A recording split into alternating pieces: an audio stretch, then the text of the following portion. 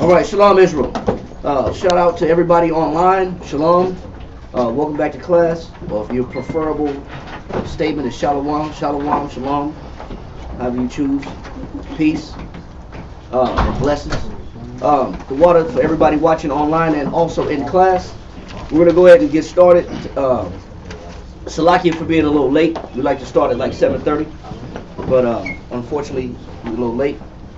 But the topic of the class is called Three States of Being. But before we get started, we want to give a shout out to all our brothers out there, sisters out there fighting, and isbhpk Houston, isbhpk Virginia, isbhpk New York, Rochester, and also California, Cabo Cabo, Guatemala, and Amiatazai in London. Want to give a shout out to all our brothers and sisters out there that's fighting and doing this work, and to all those that are watching, that are new to the channel. Shalom. If you're not new, shalom. The water for watching, and hopefully it's edifying the body of Christ, and that's our number one goal, is to teach the church and further the prosperity of the church and magnify the Most High's children and bring forth a righteous and a holy nation, and uplift the children of the Most High power, which is the children of Israel, the so-called Negroes, Puerto Ricans, Cubans, Dominicans, Mexicans, Argentinians, Brazilians, all those scattered throughout North, Central, and South America of Negro and Indian descent. We want to say shalom. We also know, according to Isaiah 11:11, that the children of Israel are scattered all over the world. So to those lost sheep of the house of Israel scattered all over, that's been oppressed, that the Most High said he would recover in the last days, shalom to you. And let's go ahead and get started. The topic of the class is called Three States of Being. And shalom to everybody online. Shalom brothers and sisters online. Shalom family. We want to deal with this topic because it's important that we know, each and every one of us know where we are. Where we can identify where we are mentally, spiritually, psychologically, all health and wellness check all the way around. It's good to know where we are. Where are you in your growth, your development, and in proximity to tribulation. That's important because there's a state of mind that each and every one of us have, that's prior to tribulation, that's during tribulation, and that's after tribulation, and that's what we want to focus on. That's true. We want to focus on what state of mind are you currently in. Are you in this pre-tribulation mind frame, like you're panicking, nervous, fearful that something's going to happen, and that's preventing you from giving yourself all the way? Or are you dealing with tribulation and trials and battles in your life, where you're not sure where you are, where you stand, and where your faith is at? Or are you reeling from tribulation, or and you're hurting, you're in pain, you're may not be able to overcome situations? But everybody has to know and identify where they are. You know, if we're all on a journey, two things you need to know on the journey is where you are. You need to know your location, and then you also need to know where you're going, where you're headed. So that's important, as each and every one of us are on a spiritual journey. You got to know where you are in the spirit, and you got to know the direction that you're going in the spirit. And that's why the title of this class is called Three States of Being. And we got to want to touch on what those states are, and why is it so critical to know where you are in your development, in your growth, and your well-being, and in your knowledge. So first thing we want to do is look at the states of being in proximity to tribulation. Before tribulation happens, you look at the majority of us coming to this knowledge. It's brand new, so we're excited, we're joyful, we're full of zeal. I know majority of us that got this knowledge were lit up. We was lit up and inspired and motivated. Couldn't go to sleep at night. Couldn't go to sleep, watching videos, taking notes, trying to deliver class to everybody that we know about. Or even if we didn't know much, but we had a very small amount of knowledge of the truth, we tried to share it as much as possible. Whether that was, we only knew that Christmas was wrong, and we were just banging on people celebrating Christmas. But whatever the case may be, or asking in church, asking the pastor crazy questions. Yeah, he couldn't answer. Yeah, and and he would say, don't be a heretic, and just need to sit down and know your place, or kick you out of the church.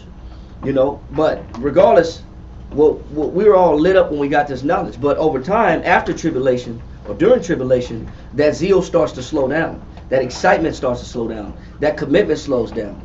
And also that mind state of, you know what, I'm gonna make this my life. It starts to slow down, and that gets in question. And then after tribulation is how you rebound from that. So to encompass all that in a class, in a 2-hour class, is pretty difficult, but we're going to try to get to it as much as possible. So looking at the 3 states of being in proximity in relation to tribulation, we look at a person being joyful, then a person being displaced, and then a person suffering or not knowing how to suffer and not knowing how to navigate through tribulation. So we want to touch on all those different things. So prior to making this a lifestyle or getting this knowledge, the Most High says that you're supposed to prepare yourself for tribulation, right? We know that in Ecclesiastes what? Chapter 2, verse 1, right? Let's read that. So the readers are on the left, on the class side on the right. So we'll read in order of the seats so that we can establish. The Most High said, let all things be done decently and in order. So the reading is going to be done decently and in order. So we're going to start this way and work our way that way on the reading. All right? You don't have to use that if you don't need to. No, you don't have to use that. We already have us. We'll probably put that over here one day or something like that. But right now, don't worry about it. Thank you, sir. All right. Let's read that. Ecclesiastes chapter 2 and verse 1. My son, if thou come to serve the Lord, prepare thy soul for temptation. So when you come to serve the Lord, yes, you're full of zeal. Yes, you're excited. Yes, this is brand new. This knowledge is enlightening. It's illuminating. And it brings you to life. It wakes you up. It wakes you up out of a spiritually dead state. But you got to know that prior to you beginning this journey, you got to start preparing yourself for what's to come, right? And he said, what's coming? Prepare thy soul for temptation. Temptation is coming. Troubles are coming. Trials are coming. Things that's going to try your faith is coming. So you got to know that is coming in advance when you start to get on this journey and on this road to spiritual recovery. All right? Read on. Verse 2. Set thy heart aright and constantly endure. And constantly endure. Read on. And make not haste in time of trouble. And when trouble comes, don't quit. So the trouble comes, that's during the tribulation. So how you respond to the tribulation is very critical.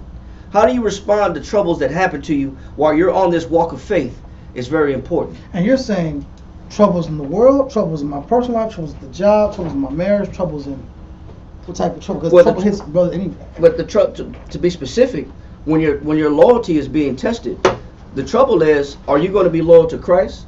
Are you going to be loyal to the attachments both from family, friends, relationships, or whether it be attachments to obligations, your desires, your wants?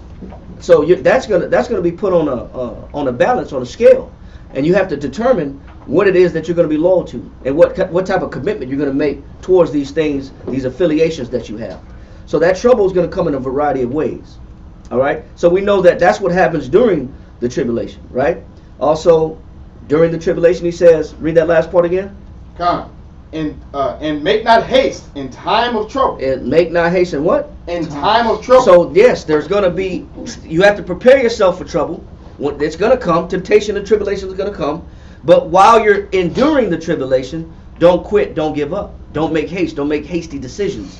Don't be quick making irrational decisions because you're in the midst of a battle or you're in the midst of an uncomfortable situation. How you respond to tribulation will determine your state of being.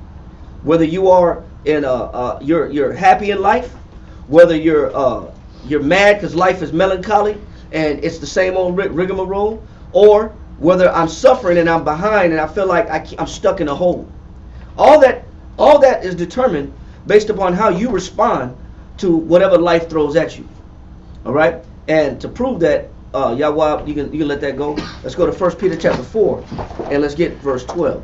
1 Peter chapter 4 verse 12. Chapter 4. And Shalom family online, brothers and sisters online. Read that. 1 Peter chapter 4 verse 12. Beloved, think it not strange concerning the fiery trial. And that's why it says when you get to that second phase of being, you know, that first stage of being is that I'm happy, I got the truth, I got this knowledge, it's wonderful. That second state of being is, man, I got this knowledge, but I'm catching hell. Yeah. I got this knowledge, but I'm not comfortable. I got this knowledge, but my life isn't as convenient. I'm getting tested. I'm getting pulled in different directions. My loyalty is being tried. So he says, while I'm going through that second phase of being, that state of being. He says, think it not what? He says, beloved, think it not strange concerning the fiery trial. A trial is a test. You will be tested. He says, but while you're being tested, he says, don't think it strange. Like, why is this happening to me? Because that's the mind frame. Is that when we catch tribulation, why do I have to go through this? Or, what the hell is this crap that I'm going through? Why did the Most High put me in this situation? Is this a mistake? Did I choose wrong? Did I make a bad decision? Did I make a bad choice in life? Why does the Most High got me in this situation? Why is my circumstance plaguing me? Why do I feel like I'm being plagued?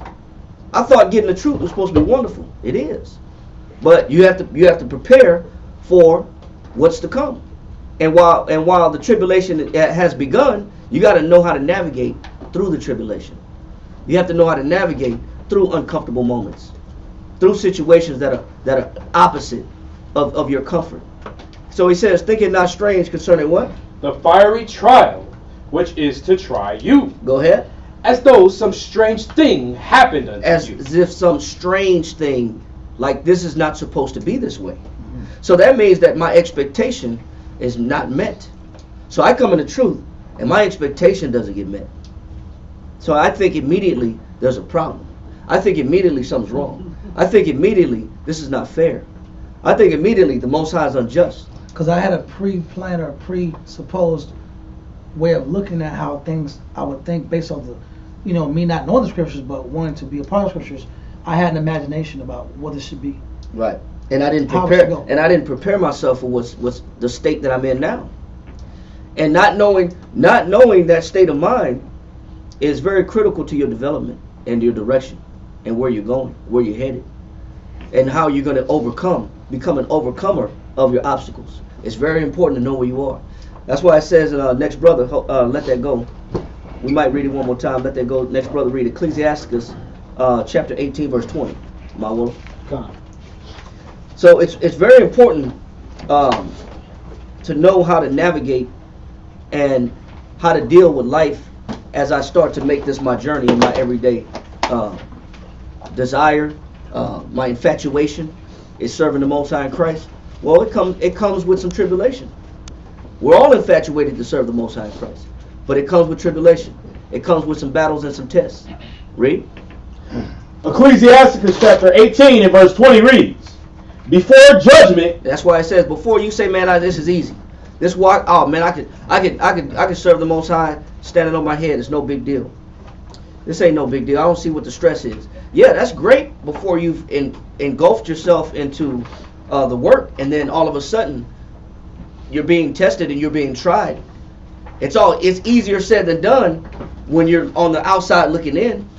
But while you're going through some tribulation, it's not that easy. It's not. So he says, before thy what? Before judgment, examine thyself. He said, well, that's why I said, before you just pass judgment and say, man, this ain't nothing. The truth ain't nothing. Serving the Most High, I don't see what the big deal is. I don't see why y'all making it sound like it's that difficult. It's not. Well, yeah, it's easier said than done. That's why he says, before judgment, do what? Examine thyself. Yeah, you got to look at, okay, well, where am I at?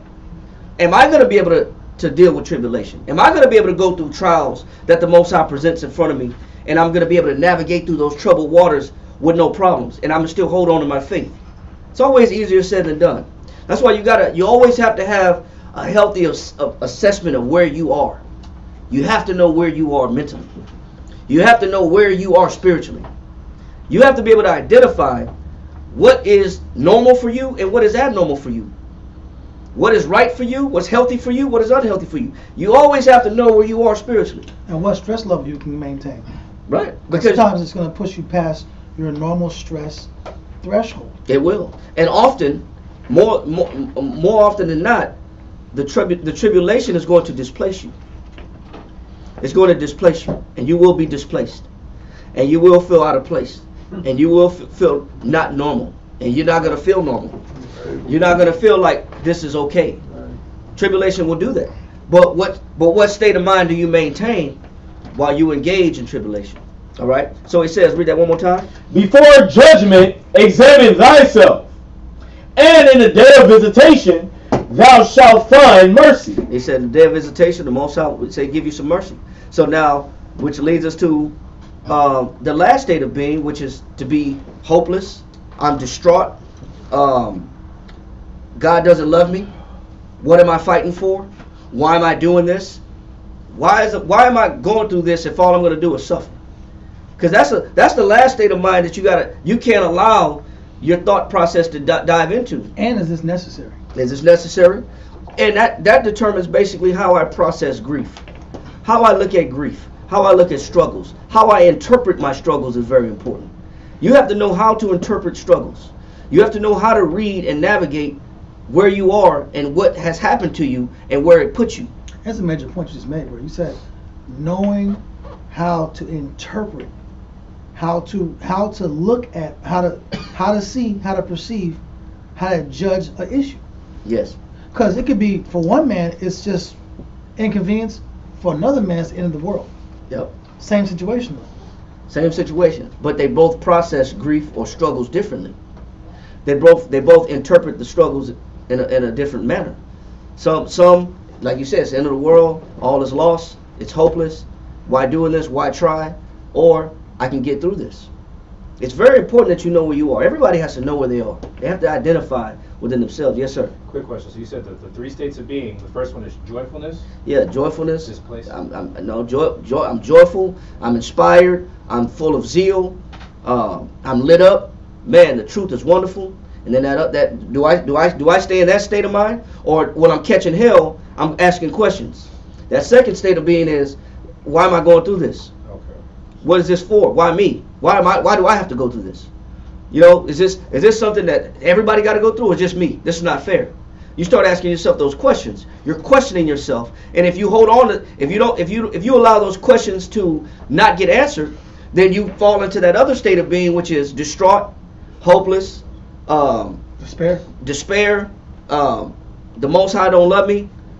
This is not fair. I'm out. You gotta know where you are mentally. Where you always want to be.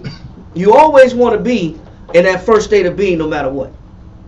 In that first state of being, which is that full of zeal, fully committed to the Most High, and to prove that, go to James chapter 1, verse 2. Let me put this on the camera real quick. Next brother.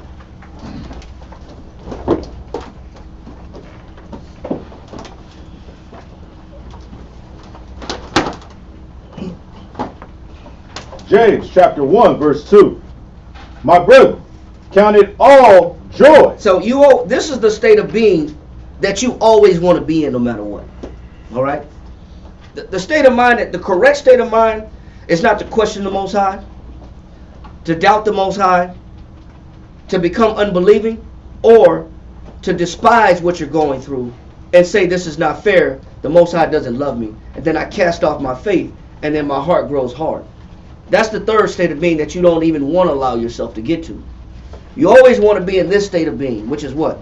My brethren, count it all joy when ye fall into diverse temptation. He says, brethren, count it all joy when you fall into what?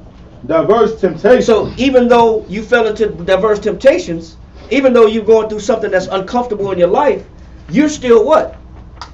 Full of joyful. Yes. You still are unfazed. You're unfazed by the tribulation. You're unfazed by the circumstances. And that's always easier said than done. That's always easier said than done.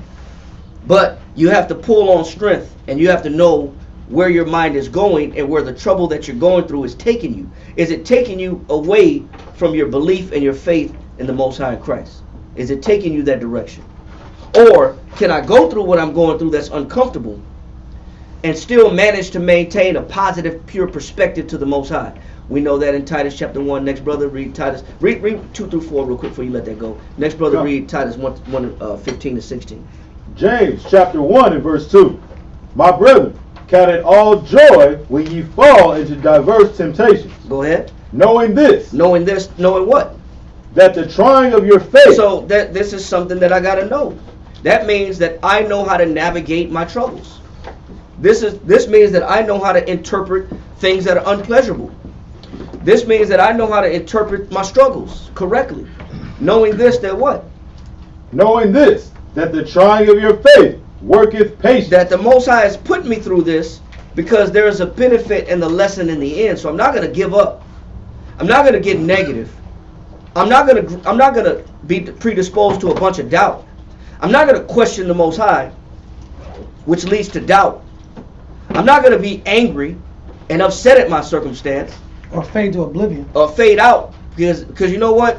After being in this truth, just for the little bit of years that we've been in here, how many men have we seen come and go? I lost count, bro. How many sisters have we seen come and go? A lot. And you know what the lesson was that they were all getting? They were all going through something for what? What did it say? Knowing this, that the trying of your faith worketh patience. You know what all of them ran out of? Patience. They ran out of patience. You know what all the brothers, the families that was here with the kids, the wife, the husband, the kids, you know what they ran out of? They ran out of patience. Okay, one story.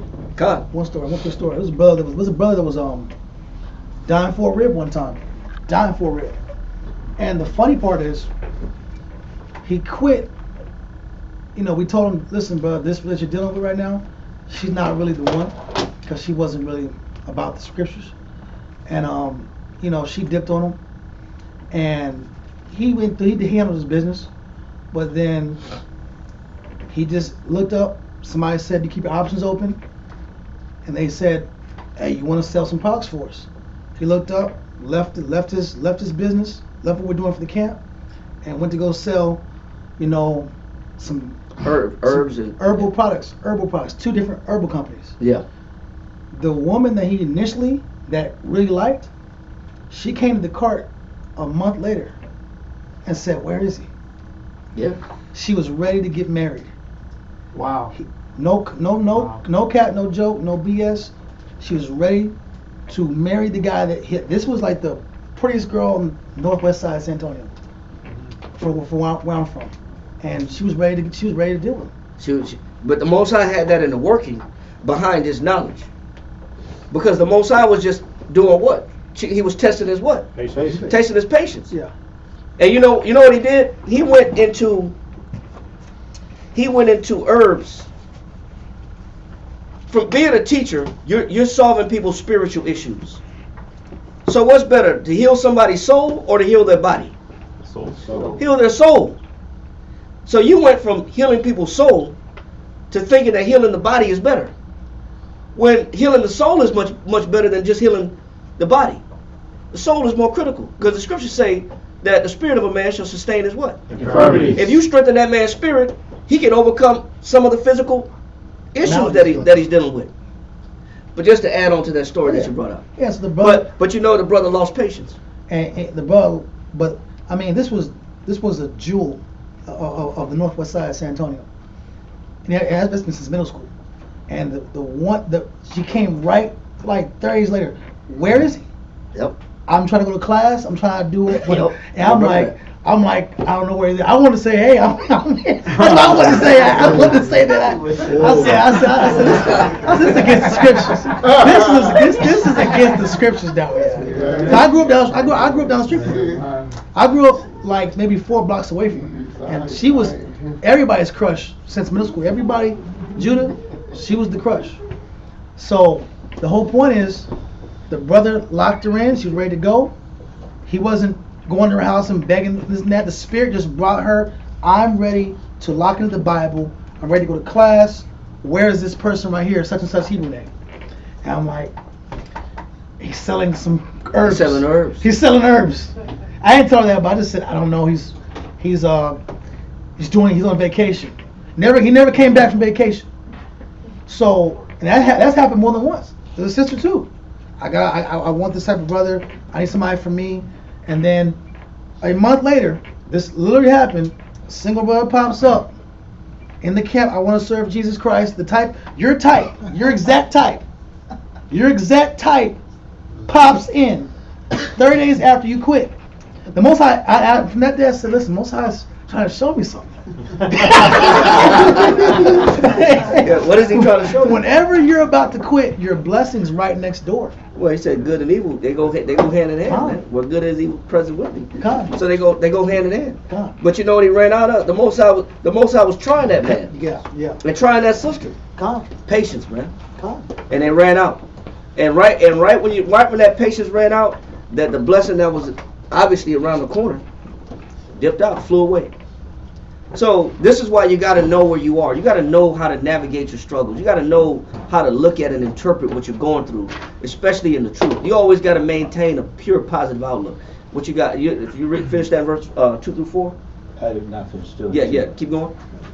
You want from the top? Yeah. James 1, verse 2.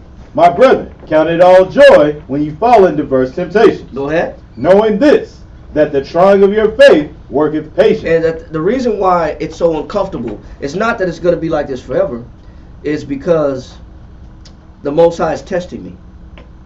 So there's no need for me to become angry or bitter or to quit or give up too soon or to despise my condition or look at my condition and say, man, this can't be right. This is too much. This is overwhelming, overbearing. You know, I heard a brother say, man, back in the day, we used to do a lot of push-ups. You know, that was used for corrective measures. Push-up kings. Yeah, we was push-up. We was in shape. Yeah. You know, push-ups was the answer to everything. You know what I'm saying? You late? Yeah, Push-ups. but you late? Yeah, push-ups, beat your face. You need some push-ups. Yeah, it was beat your face. Yeah. Beat your face. We was a lot of push-ups. Of course, we're not beating men up, but as a corrective measure, hey, brother, get your head right. Knock out these push-ups, bro. So, you know, a brother left the truth because he said, man, he pulled a scripture out and said, thou shalt not serve the Lord thy God with rigor. That's true. Because that is a verse. And he says, rigor is too many push-ups. That was his interpretation. God. Rigor is too many push-ups. God. And we seen brothers leave the truth and go serve the military and do push-ups in the military. You might as well just stuck with the push-ups there. For Christ. You know what I'm saying? You're doing it for Christ. But we see men, the Most High take men through situations and scenarios where they give up, they can't identify what it is, what's the lesson involved. And that's very critical that you know where you are and why you're doing what you're doing. That's very, very important. Because you can transition from that first state of mind to that second state of mind, which is questioning the Most High. It's dangerous. And full of doubt. And then that third state of mind is, I'm out of here. Because I can't see positive. Finish that? James 1 and 4. But let patience have her perfect work. But let patience, how are you going to let patience have her perfect work? You got to remain faithful and diligent through the tribulation. Read on. That ye may be perfect and entire, wanting nothing. So you can see what it was that the Most High was teaching you and that the Most High had in store for you on the other end of the tribulation. And that's the mind frame to always be in. You always got to stay in that mind frame. It's very critical that we know how to process and identify tribulation. I missed that point. That last point you said. I missed it. It says that we'll be entire, perfect, wanting nothing. How do you know when that? How do you know that the Most High wants you to stay and remain in that situation to develop patience? Because the Most High wants you to. You'll never know the benefit or the blessing on the other side of that tribulation if you didn't remain faithful and remain in the hot seat. I remember that. I remember back in the day, we looked up, bro, you were always dealing with HOA. It's like the HOA was like just after you. Yeah, you know, that's a long story, so, you know, I don't need to get into it too much, but I'll say this. I was getting sued by my HOA, homeowner association, because some frivolous bills that were being distributed to all the residents in the community. So I refused to pay it because I was already paying HOA. They wanted to hit me with another, you know, some $100,000 bill. I refused to pay it, so they sued me, and they tripled my mortgage. And this is when the housing market crash happened in 2008, and I refused to pay. So I went to the lawyer, and the lawyer said, "Well, the HOA has authority; they can do that." But you had just put like 10 years worth of tile in the Oh yeah, that's what I'm saying. Yeah. It was a whole process. It was a whole process of investment. Hopes were up. Hopes were up. Joy was up. What I'm trying to say is sometimes when you're in the midst of building your life You just got married. You just got a new vehicle. You just got a new baby. Things are improving. Things are getting better. Things are looking up. Everything's Don't good. need everybody. Everybody in the whole world, Yeah, bro. Come on, couple guys, bro. So listen, the whole damn world is just spilled coffee. Sit down, it's all right. That brother's good. Brothers got it. Brothers can handle some spilled coffee. So so basically, everything in your life is building up to a crescendo, and right when you have that point of everything's working, then your storm may come. When everything looks like it's gonna be all right, or you're gonna go in the sunset. I said it was 10 G's worth of tile, brand new furniture, brand new everything. It was a blessing. It was a time of a blessing. And you look up, why is the Most High allowing things to all this investment, and now everything's being wasted? Yeah, it feels like why get it? Why get the blessing for it just to be uncomfortable? God. Why get the blessing just for it to be a many sleepless nights and many situations where I'm about to be homeless, which I eventually became because I was kicked out because the HOA had presidents. Yeah. They took presidents. So I had a sheriff letter come by, put the letter on the door, said evacuate the premises. If you're found on these premises, it will be considered trespassing. You will be sent to jail. But it wasn't like you had trash in the front yard and the house wasn't immaculate, and things weren't done organizing on time. Everything was done structured and right, and sometimes it's your time to get tested. You know, and that's exactly what happened. You know, a lot of thought, time, energy, investment was put into it, but the Most High still took it away. They still took it away because you know what the Most High wanted to see? Are you going to love what I gave you, or are you going to love me, the one that give it to you? God. He still took it away. And now, you know what? And it caused a lot of bitterness when you know you're about to be homeless, when you know you wasted thousands of dollars, but you can't control the situation. So, do you still serve the Most High with the same amount of effort and zeal and positivity? Do you still give the Most High your best when it feels like you're being what you've been given is being taken away? And are you projecting your sorrow on people around you that are dependent on your strength? It's one thing to go through some hell and you got to talk to your captains about it, your elders or your peers about it. Another thing to go through hell and all the men under you that are depending on your positivity can see that you're dissatisfied. If you're dissatisfied, I'm following you. Why am I here? Yep. Yes, sir. Can you call that doubt? That is doubt. Yeah. That is doubt. So I've transitioned out of that first state of being, and I've moved into that second state of being, which is now I'm questioning the Most High. Why do you give me a house just to make me homeless? What is that? That's doubt. That's doubt. That's doubt. Or if I become bitter about the situation, that's doubt. Because now I'm affected by it. Now it's removing me from my faith, because now I'm questioning the Most High. Is this really a blessing? Let me get that Titus. These are different marital scenarios, financial scenarios. The perfect storm comes based on it's perfectly customized for what you value. Yep. Some people don't worry about. Some brothers they get homeless. It don't matter to me. I go live with the brothers. I'll go somewhere else. I got people I can lock in. I'll be up for 6 months and I'll get back on my feet. Some people don't bother. Yep. Some people losing a rib, or whatever. I lost the rib, time to get a new one. Some brothers are like don't that. chase some replacements. Some people have that mindset. Different men react differently to different tribulations.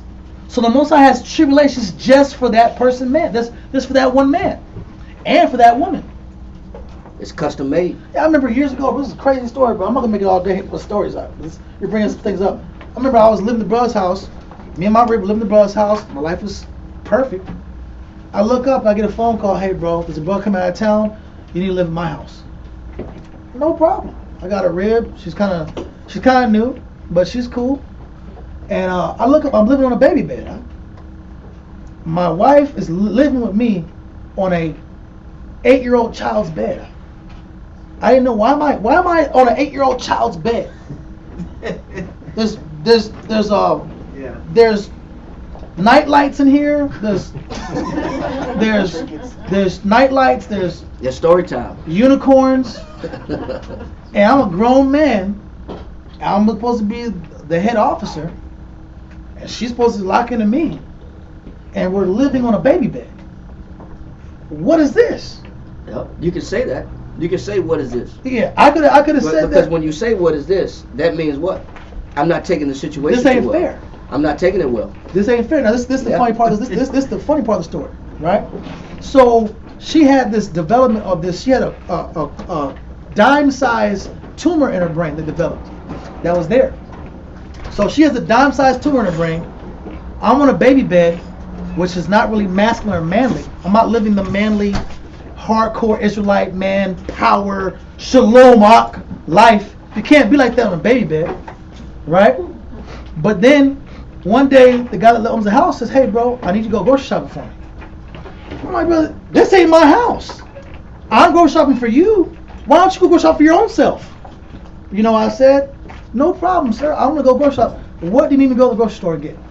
"Just get me A, B, and C." "No problem. I'm gonna be the do boy. Not only am I sleeping on a baby bed with a new rib, and she has a tumor in her brain, I look weak as hell, but I'm gonna go grocery shopping for this guy like he's the king," which I had no problem doing.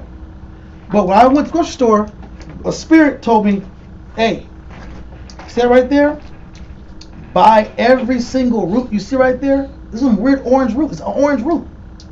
Buy every orange root you see and go make it into a tea and give it to your rib." Spirit just told me to do it out of nowhere. I did it. Looked up on the. Long story short, she ended up drinking the tea for a month, and the brain tumor disappeared. That wasn't because I was some genius herbalist. That was because I didn't get mad at my condition. I would not have went to that grocery store. It was the nice grocery store. It was the expensive grocery store. I was going to the hood grocery store. They don't sell that herb at other grocery stores. Yep. I wouldn't have bought that herb if I wasn't sleeping in a baby bed for 2 months to 3 months. So the Most High took me to a lower level. He used that scenario that you didn't even know that scenario would bring healing to your rib. You didn't know that. I had no idea.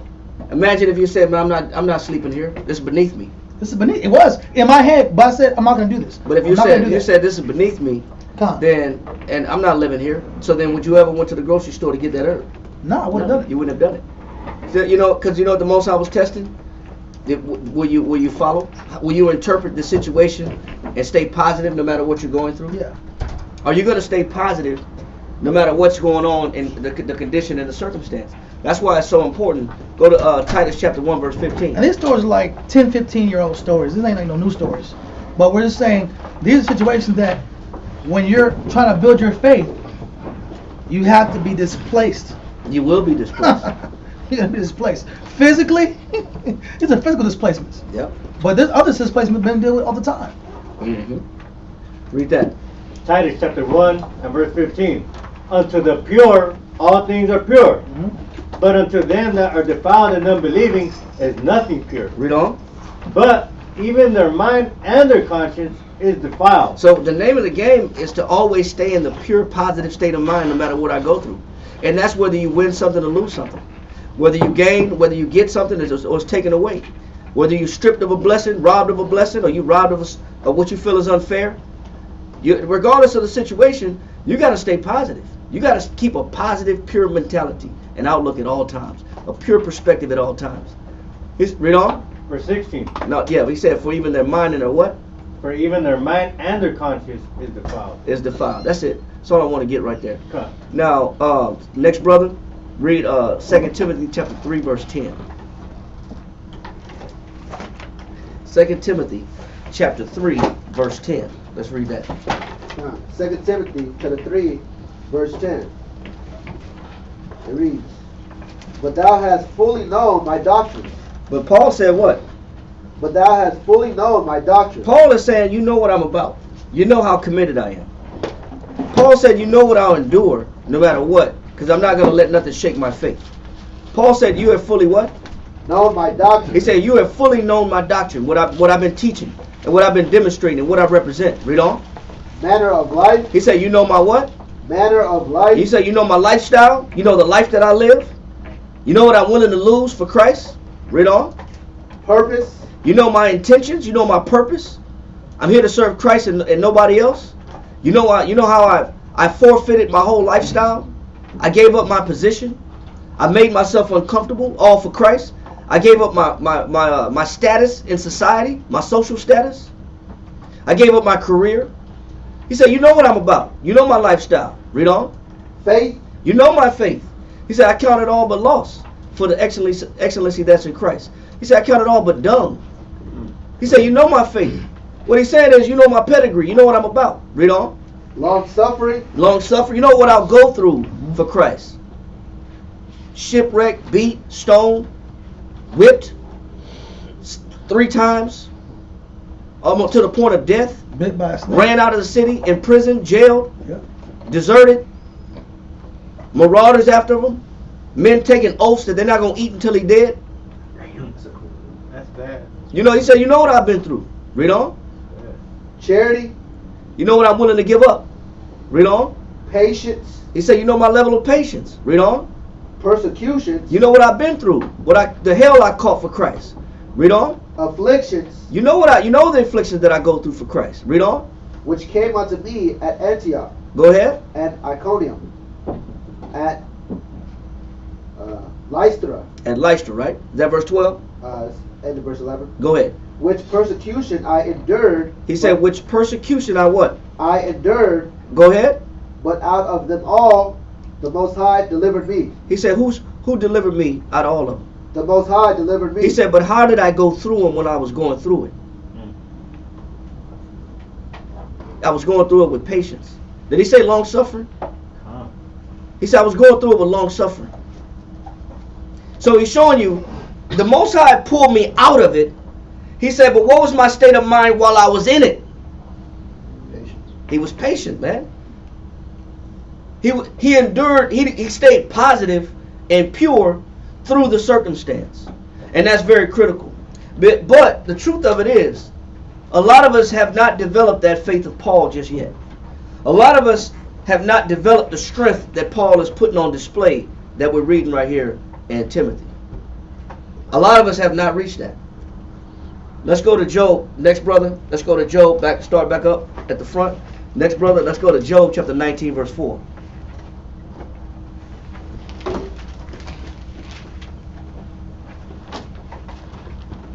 Job 19 and verse 4. Let's read that. And be it indeed that I have erred. He says, Job said, you know what? I made a lot of mistakes. He said, I have erred. Read on. Mine error remaineth. He said, my errors, my mistakes that I made. He said, my errors do what? Remaineth with myself. He said, my errors remain with myself. What does that mean? Stay with me. That lesson steady on his mind. On his mind? He's mindful of them so that he doesn't continue to repeat those mistakes. He doesn't Not quite. forget about them. Not quite. Yeah, that's a good point though. Meaning that it's he still have those errors that's unsolved. Exactly. Meaning he hasn't let go of the things that trouble him. Okay. Unsolved problem. He's got unsolved issues. He's got issues that are not remedied yet, that are not fixed yet. Meaning, in his mind, what Job is explaining is that he cannot let go of his distress. He hasn't healed. He's unable to move on. He hasn't received closure because of his situation. Basically, when I make mistakes and the error is with me, what error is with me? What spirit is on me? Shame. Guilt. When you make mistakes, you're guilty. You got shame on you.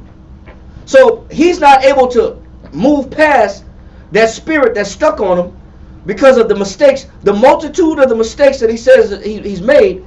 He's not able to move forward in his life. He can't get past his errors. He can't get past his mistakes. He lets his mistakes eat him alive. His foolishness, his decision making, his errors, he can't get past them. I can't get past the fact that I feel like a screw up. I wear the loser hat. I got loser on my shirt. Why is that? Because this is the mind frame that a lot of people will meditate on, and they stay in that state of being. That I'm full of mistakes and errors. I can't get out of it. I'm stuck. I can't get past it, man. My errors are too great. And the motivation behind this class is you have to be careful, and this is why it's so critical that you know what state of mind you're in at all times. The motivation behind this class was based upon a young Israelite brother who took his own life in the county jail here in San Antonio. I was reading about it, and the young brother was he was in jail. It was minor misdemeanors, no real big hardcore felonies, just some minor stuff. But he was plagued with this spirit. He was plagued with this spirit of not being able to look at what he was going through positive, because all he kept reminiscing on and repeating on in his mind was all the mistakes and the things he did wrong in his life. So he was manic while he was in prison right here in San Antonio in the jail cell. And the brother was usually taking, before jail, he was usually taking some antidepressants and some anxiety medication. But they didn't give it to him in the Bexar County jail here. They didn't want to give him his medicine. And he was often screaming in the jail cell, I need my medicine. My mind is not right. He kept saying over and over and over, he said, my past is eating me up. He said, I can't get past the things that I've done is eating me alive. He said, specifically, he said, my past is haunting me. So how do you live in life? How do you function in life when you're stuck on repeat? How do you live in life when your mistakes are so great that you don't value yourself, or you don't look at anything positive, or it brings you anxiety and fear and panic and dread? Just because you haven't been able to identify, man, you know what? In Christ, there's freedom from this. I can let my mistakes go, but this man was stuck in a situation where he was spiritually entrapped because of guilt and shame. And they wouldn't give him his medication. So eventually, they said, we're going to transfer you. Now, everybody know when you're in the county here, you got them orange suits on. You got them orange county suits, orange jumpsuits. Yeah. But when they transfer you to regular prison, they switch the orange to the red, and you put on a red jumpsuit. The red jumpsuit means you're being transferred to a state prison, and there you're gonna do some major time. So they were transferring him from the regular general area to a psychiatric detention center to deal with mental disorders, but they put him in a red jumpsuit. So the red jumpsuit means what? You're going to state prison. He knew, so It messed his mind up. So he said, I can't go to state prison in the mind frame that I'm in. So being that he was a diabetic, and he had a diabetic stent on his arm for dialysis purposes, he had the dialysis implant on his arm. He stuck a plastic spoon in it and bled out and took his own life. And he was approved of the transfer.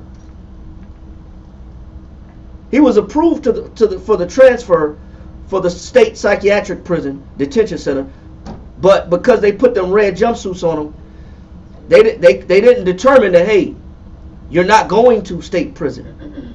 He said, why do you keep putting these jumpsuits on me? He ran out of patience. And he was stuck in his mind on guilt. His mind was on repeat. His mistakes was on repeat. He couldn't get past his errors. So read that one more time in Job chapter 19, verse 4. Job 19 and verse 4. And be it indeed that I have erred, mine error remaineth with myself. There's a lot of brothers and sisters that got a lot of guilt. It's a lot of brothers and sisters that got a lot of shame. And it's a lot of brothers and sisters that cannot move forward until they deal with that grief, that sorrow, that shame, that embarrassment. Yeah.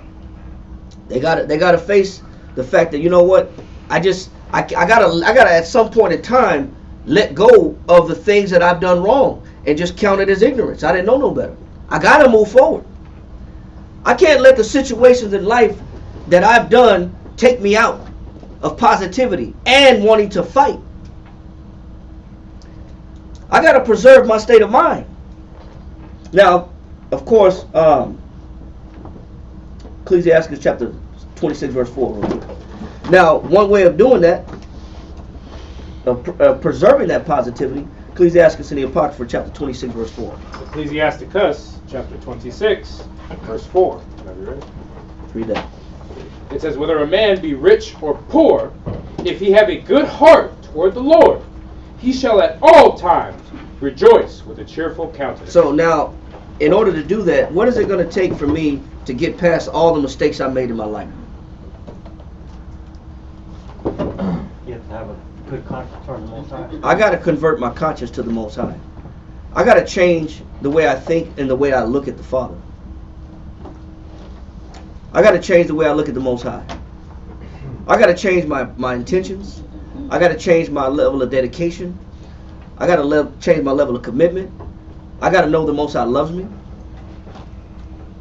I got to learn how to really view and look at the Most High in a positive way.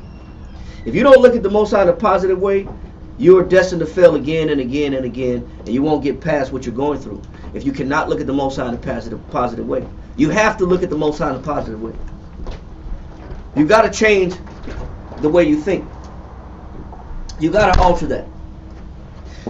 Question that the sister asked, she said, is long suffering like being sad, or is just being in hard times? First of all, long suffering is knowing how to suffer for a long time. It is the definition of long suffering is just the way it sounds, meaning you know how to suffer for a long time. That's what long suffering is. You know how to suffer for a long time. Now, there's certain virtues that equip you to know how to suffer for a long period of time. One of those virtues is fortitude. Somebody give me the definition of fortitude. You want the courage with the fortitude in it? Yeah.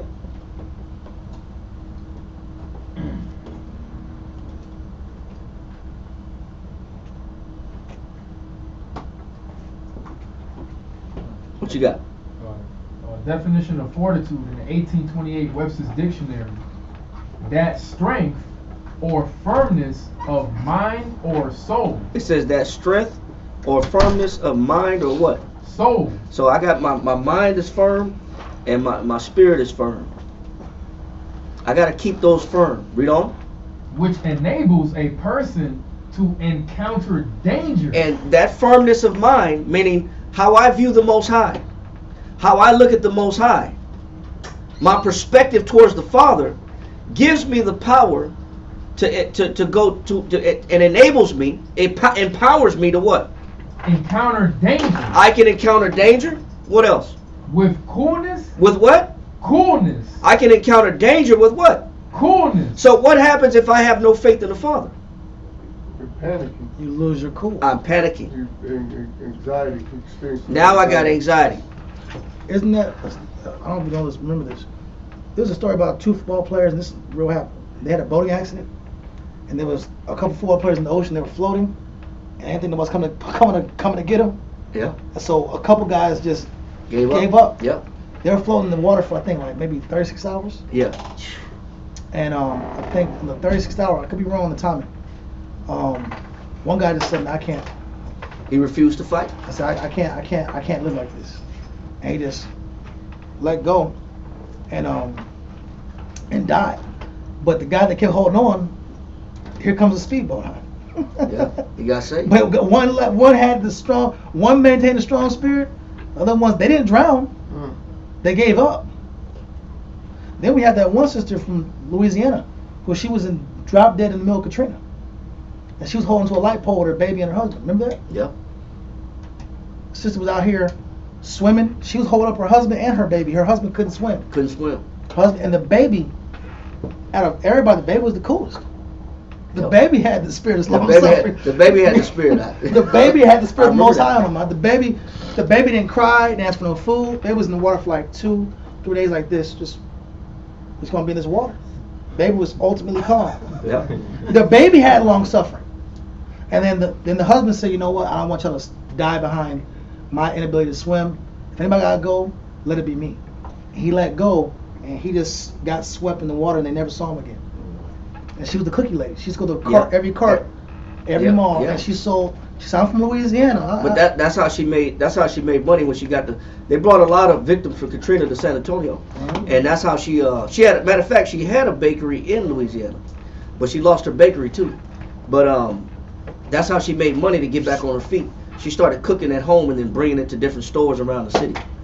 Yeah, she made pies, cookies, cakes, all that stuff. Yeah. Yeah. And she came back up off of just walking in the mall, and she gonna sell cookies she did it for 4 to 5 hours a day, till she had some clientele. But she was the one holding up the whole family, the baby and her husband. She maintained the swimming in the effort, but he just couldn't swim. But the point was, even a baby in a life or death scenario, the virtue of long suffering is how the baby survived. Yeah. And that's ultimately how you establish yourself with long suffering. You can having that fortitude, having that courage, which is ultimate trust in the Most High. It allows you to be empowered to be able to go through a situation that's obviously against you with coolness of mind, and what else? And courage, or to bear pain, or adversity without murmuring. It says you could bear pain or adversity without what? Murmuring. Without murmuring. That's what gives you the ability. That fortitude gives you the power to endure long suffering and to suffer for a long time with the right state of mind. All right, with the right state of mind. All right, so let that go, and let's go to that was Ecclesiastes 26:4, right? Read that one more time. Ecclesiasticus chapter 26 and verse 4. It said, whether a man be rich or poor, if he have a good heart toward the Lord, he shall at all times rejoice with a cheerful countenance. And that's why it's so important that you remain positive no matter what you go through. You have to remain positive. The name of the game in life is to always look at the Most High with a good eye, no matter what you go through. You cannot blame the Most High for your troubles. You cannot blame the Father for what you're going through, because there's something that he's got on the other side of the tribulation that he wants you to grab onto, but you're not going to see it if you give up too soon. You're not going to see it or know it if you quit too soon, or if you start slowing down in your effort and your zeal. Because slowing down is a sign of doubt. Slowing down is a sign that you don't believe. And the next step after that is you develop a hard heart. Right, because we used to see, I remember breaking down the caliber of their work ethic, and the caliber they produced as brothers would just diminish. It would diminish. That's the first thing. The first thing that you stop doing. Most men, when they're getting tried and they're not approaching or interpreting the tribulation the right way, usually the first thing, the predominant thing that goes out of the window is studying. That's usually the first thing to go when you want to see if somebody still has their fervency, has their fire, has their zeal, have their passion, and they still lit up to serve the Most High. They're still studying. The first thing that usually goes out the window is they don't open the book that much. That's 9%. That's usually the first sign, because after you've counseled this individual, and after you've done some troubleshooting to why is this person diminishing in their efforts, in their outlook. Why are they diminishing? Why are they so fearful? Why do they got so much anxiety? Why are they not as fervent? Why do they look like they're giving up and they're quitting? When you start troubleshooting that individual and asking 1,000 questions, you usually get down to the bare bones of, brother, when the last time you studied? Like study or like study? You always get that. You always get that one. Like, what do you mean? Do you study or like study? Like, what do you mean study? Like, brother, are you studying? Like, no. Well, because there's always that. Well, I did open the book. Well, how long did you open the book? About 5 minutes. You're not studying. Oh, so you mean study? Yeah, I guess if that's what you want to call it, study. When the last time you studied then? Well, you did it for real. You had no distractions around you, and you actually isolated yourself and it gave your mind to the Most High. When's the last time you've been intimate with the Father like that? About 3 months, about 4 months. Okay, so now we're starting to understand and diagnose and starting to see what is the issue. You've disconnected yourself from your power source. You're no longer plugged into the Most High. And you wonder why your state of mind is now being corrupted. Because I don't stay connected with the Father. And usually that's the first thing that goes out the window is my ability to commit some one-on-one time to the Most High. And then after studying, or the lack thereof of studying, the next thing that goes out the window is counseling. They stop talking. That's a classic one. The brothers just become mutes. Yeah, they start fading. Everything's one word answer. You could work with these brothers. You could be in the same truck, same vehicle, same car. You could be in the same school, same building, same class. But they feel like they're 1,000 miles away. You don't feel their spirit. And they could be right next to you, and they feel distant as hell. They feel distant. You don't even feel like there's chemistry. There's no chemistry. This person feels distant and far apart. They're a stranger right next to you. 1,000 brothers are talking, and the only one brother that has nothing to say. Everybody's laughing. They're the only ones that's not laughing. Yeah. Everybody's in the same spirit. They're the only ones detracted. Yeah. Why is that? Because they've disconnected themselves. Because you know what's happening? Their pure positive outlook has gotten contaminated. Yeah. That state of being has changed. They're not as zealous. They're not as joyful. They're not praising the Most High. They're not rejoicing. They're not looking at the Most High in the most positive, pure way possible. What they're doing is they're just swimming, barely surviving. Yeah. Dog paddling. They're dog paddling. Now I'm just barely, I'm barely treading water, and I barely got my head above water, and I can sink at any moment. And these men, that's what happens to anybody that doesn't study, or that somebody doesn't counsel. Hey, Elisha, you kind of loud, bro. So that's what happens next when somebody is not connected to the Father. They're allowing their mind state to change and be altered. Now you start to see them wither. You start to see them decline. You don't see the same zeal that you've seen. You don't see the same emphasis or the same desire to even commit. The work ethic slows down. The excitement and joy slows down. Positivity starts to get withdrawn. Their whole body language starts to change. Their posture starts to change. Their demeanor starts to change. Their head starts to be down all the time. Everything starts to change. And you can see it. You can see it and you can feel it. Then you see sometimes they come out of nowhere. They have the strongest beard in the world. They look up and they're just clean shaven. Like, what are you doing, bro? Yeah. Where did this come from? Bro will be like, did you even have a beard? Brothers face will have brothers get real pretty. Brothers get pretty when they start breaking down mentally. That happens sometimes. Am I lying? brothers start wearing purple socks. Brothers start wearing tighter pants. Everything gets more effeminate. I'm not lying. I'm not even joking. They start getting tapered. Their pants are tapered up. Brothers start getting real GQ. Yeah. They start getting real GQ. The clothes get tighter. Everything gets more feminine. Yep. And then they get more sensitive. You can't talk. You have to talk without bass in your voice. So how's your table? You can't say anything like comfortable to them anymore because they take everything. Everything's an offense. Everything's an attack. It's a personal attack. Right. They get very sensitive and they get very effeminate. Their spirit is that spirit of the Most High, that power of the Most High is leaving that spirit. Yep. And that's why it's so critical that you know where you are. You have to know where you are as you serve the Most High. You got to know where you're at. That's why the class is called 3 States of Being, because you're going to exist in one of these states. Everybody, and this doesn't say everybody's included in this, but for the majority of the time, you can classify where people are. Yeah. They're happy serving the Lord, or they're questioning what they're doing, or they're damn near doubting the Father, and they got a hard heart, or they're bitter, and they're cold, and they're complaining, and they're sorrowful. So they're withdrawn, disconnected, or they're about to get to that point by questioning the Father, not being able to interpret what I'm going through. Why am I doing this? So I'm confused. I'm not happy. I'm here, but I'm not happy. Yeah. Well, you're 1 foot from going to the other way. You're one bad situation from giving up all the way. You're one bad scenario from quitting or leaving. Yeah. It just takes one more situation to push you over the ledge before you just say, you know what, it's not meant for me. One more rainy day. Yeah, that's it, bro.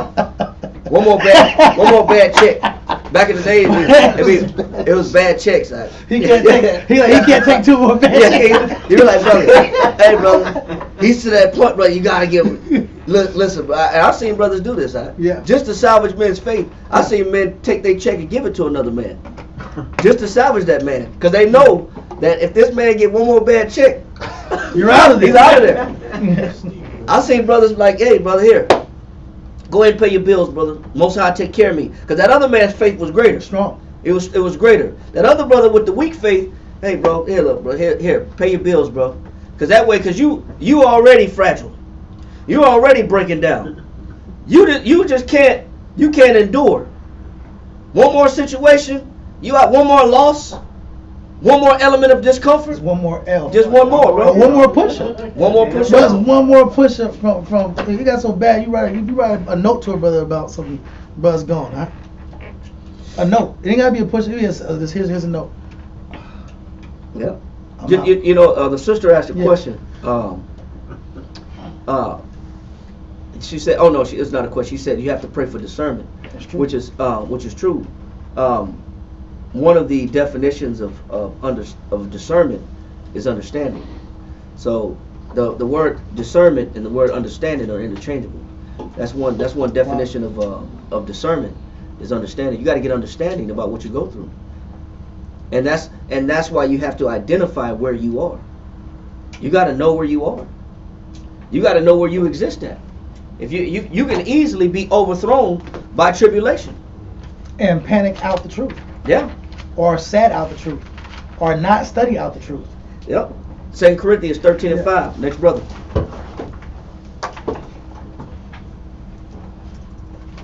Yeah. That patient scenario was, brother get that checkup, that was a lot of love to do that. God. Yeah, brother had to do that. That's him, but not me. That's him knowing that this man is on the verge of already being weak. And knowing this man needs some charity. Because a lot of times, that's what brothers do. Read that right there. Come. 2 Corinthians chapter 13 and verse 5 reads, "Examine yourselves, whether ye be in the faith." It says, examine yourself whether what? Ye be in the faith. It says, so there are several ways you can examine yourself. Another brother, let me get Proverbs 11 and 14. Let me write this down real quick. You said 2 Timothy or Corinthians? 2 Corinthians. 2 Corinthians. He's in 2 Corinthians right now. And then we're going to get Proverbs. Let me put this on the computer real quick. Proverbs 11 and 14. And then we're going to get somebody else. The next brother, give me Ecclesiastes 32 and 9. I'm Ecclesiasticus, I'm sorry. Read that. Come. Yeah. Proverbs 11. No, I want to examine yourself first. Because he wasn't finished reading. God, 2 Corinthians chapter 13, verse 5 from the top reads, "Examine yourselves." He said examine what? Yourselves. That's why it's important to know where you are. You have to be able to identify where you're at. Everybody, it's critical to know where you are with the Most High. Where you are with Christ. Where you are in your faith. Read. "Whether ye be in the faith." He says whether ye be in the faith, because there's so many things that are set that can pull you out of the faith. And so you have to be honest, pretty much, you're saying. Yes. You got to be honest, because there's so many things that's going against your faith. That tribulation is part of that thing, that element, that trial that the Most High said that every man has to prepare himself for. That you got to know that, hey, when tribulation comes, I can't let this pull me from my faith. So I got to know where I'm at. So am I strong with Christ and the Most High, or I'm somewhat in the middle, I'm lukewarm, or I'm on the verge of quitting and going back to being King Jake or Queen Jake. Yeah. You know what I'm saying? So Yeah. where am I in this scale and in this range of things? Where do I sit at? Am I hanging on by a thread? Do I sometimes believe 50-50, or I'm all in with the Most High no matter what? You got to know where you are. You got to analyze your scale. You got to analyze and judge where you're at. It's important. That's why it says what? Whether ye be in the faith, prove your own self. It says what? Prove your own self. Yes, you have to prove yourself. Your faith has to. You have to know, man. Am I all in? Am I fully persuaded, or is there some doubt that I'm still dealing with? That unaddressed doubt. Unaddressed doubt. That's the problem. The problem is you got doubt, but you don't address it. Yep. Okay, there's issues, don't address it. There's questions, I don't address it. There's fears, I don't address it. Yep. That's a major problem. That means it's gonna grow. Or I just take situations and I sweep them under the rug like they're gonna go away. God. Because a lot of us deal like that too. We think that if I don't give it no thought, even though I have a problem, I just try not to think about it, that's gonna help me. That's how brothers do mail out. Yeah. Bills in particular. They got a whole bag full of bills. They're never gonna get open. Yes, them bills they still stuck. They still got the glue on the damn bill, bro. Them bills have never been open. I know what that is. I don't know you know what it is. You know what it is when you look at it. You're like, man, I know what that is. I ain't even open it. I know what it is. They want some. Slide it back up under the mat. Yeah, they want some money. They're gonna have to wait. Yeah. He said, say it again. No, I just the bill says return service requested. Yeah, or return to sender. Yeah. Oh. So, read that one more time. Prove your own self. It says that's why you got to prove yourself. You got to know where you're at in your faith, man. Your faith is up to you. That's your faith. That's your belief is in question. You can't you could have a positive outlook, but can you maintain a positive outlook when these tribulation and these things start to come against you? When you start losing, or when things start being uncomfortable and I'm catching hell slightly. Now I gotta know, did this rattle me? Is this something that's really taking me out? Or is this something that I just hit a stumbling block and I gotta overcome this situation? Well, what do I have that new car faith? Brothers, when they get new cars, faith out the Most High is real. Brothers get new ribs, not having ribs. Brother, tell you how zone totals are getting blown up. Brothers are commanding selves and they have King David faith. Mm-hmm. You know, you get what you want. They get what you want faith. When you get something that you like, when you have the right situation, then brothers just for some reason have all the zeal, all the belief, all the confidence in Christ. They're smiling. Do you have the same spirit when you're losing cars, or you're losing ribs, when you're paying bills that are coming out of nowhere, when you're losing rank? Do you have the same spirit on you that you had when you were gaining? Yep. Or do you have that conditional faith?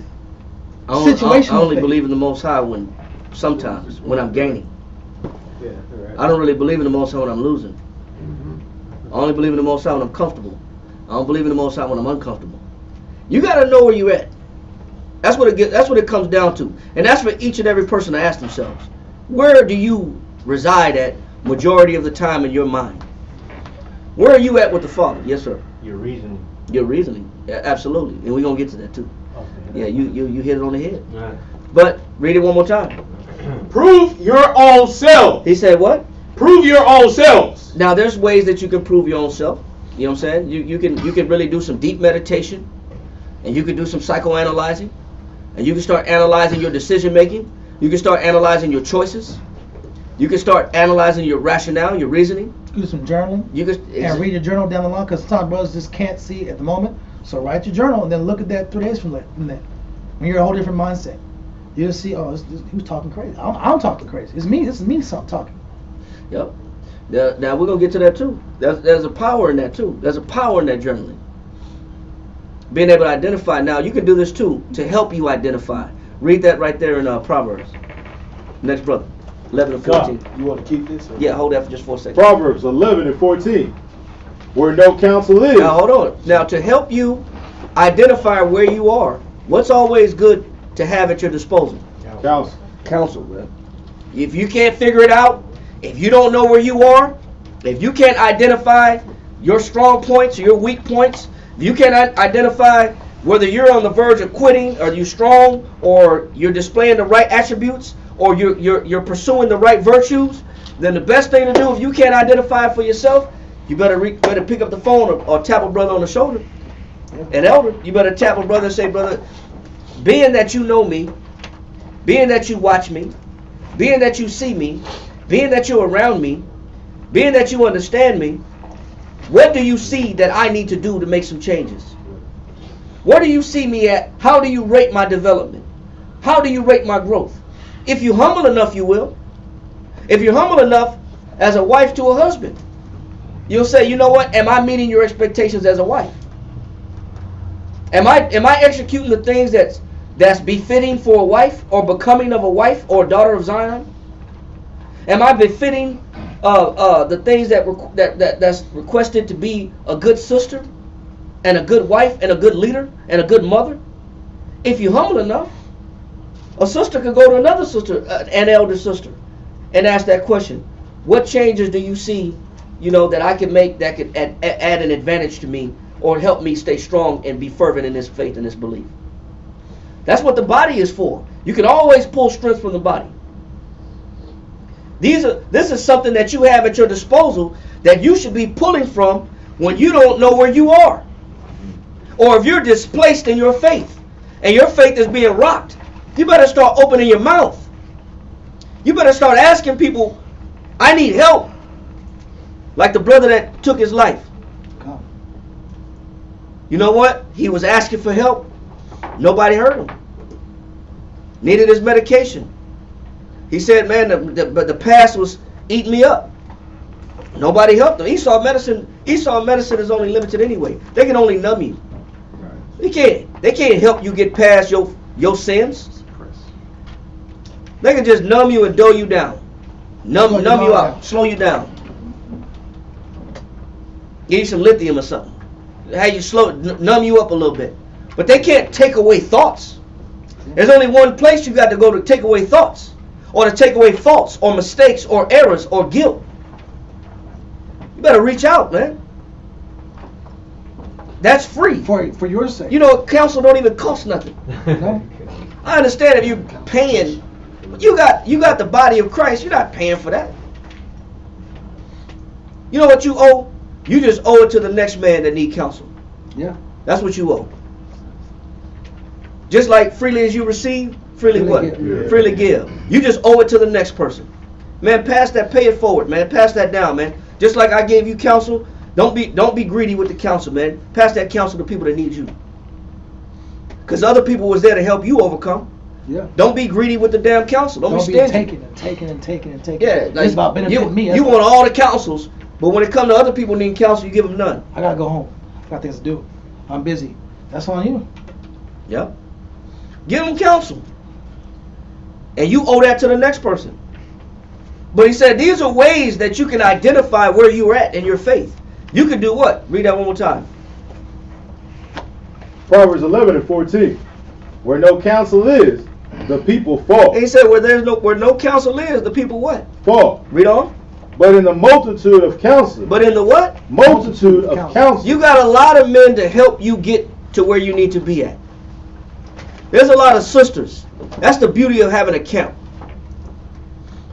You could always draw strength. There's always a brother that's there to give you something positive and give you some edification or some motivation or some incitement on what it takes to continue and to be fervent and how you can commit yourself even that much more. There's always a brother that can give you some nuggets, some gold nuggets to keep you fed, some spiritual food to keep you fed so you can keep maintaining yourself and growing, not just treading water, but actually progressing and moving forward. I remember for myself, those quitting days I used to have. Back in the day, I used to feel like, I don't know if I can handle it. One thing I used to say to myself, I just have to get to the next day. If I can get to the morning, I'll be straight. It's like you gotta fight. I've heard other brothers say, I gotta fight hour to hour. For a powerful brother to say, I gotta get the next hour, bro. Yeah, Sometimes it was that bad, bro. You're taking L's. People, bills are crazy, or you're losing family. You're losing your household. Your house is gone, or going, or almost out the door. Some brothers just going hour to hour. The strong brothers can do it. For myself, I was like, listen, bro. You're living off of every counsel. You're living. Some brothers are at a point where they're just living off of the next man or sister's word. You know, it's funny you said that. Go read this real quick. This is not part of class, but I'm going to read it because you said it. Go to Hebrews chapter 3. Start at verse 7.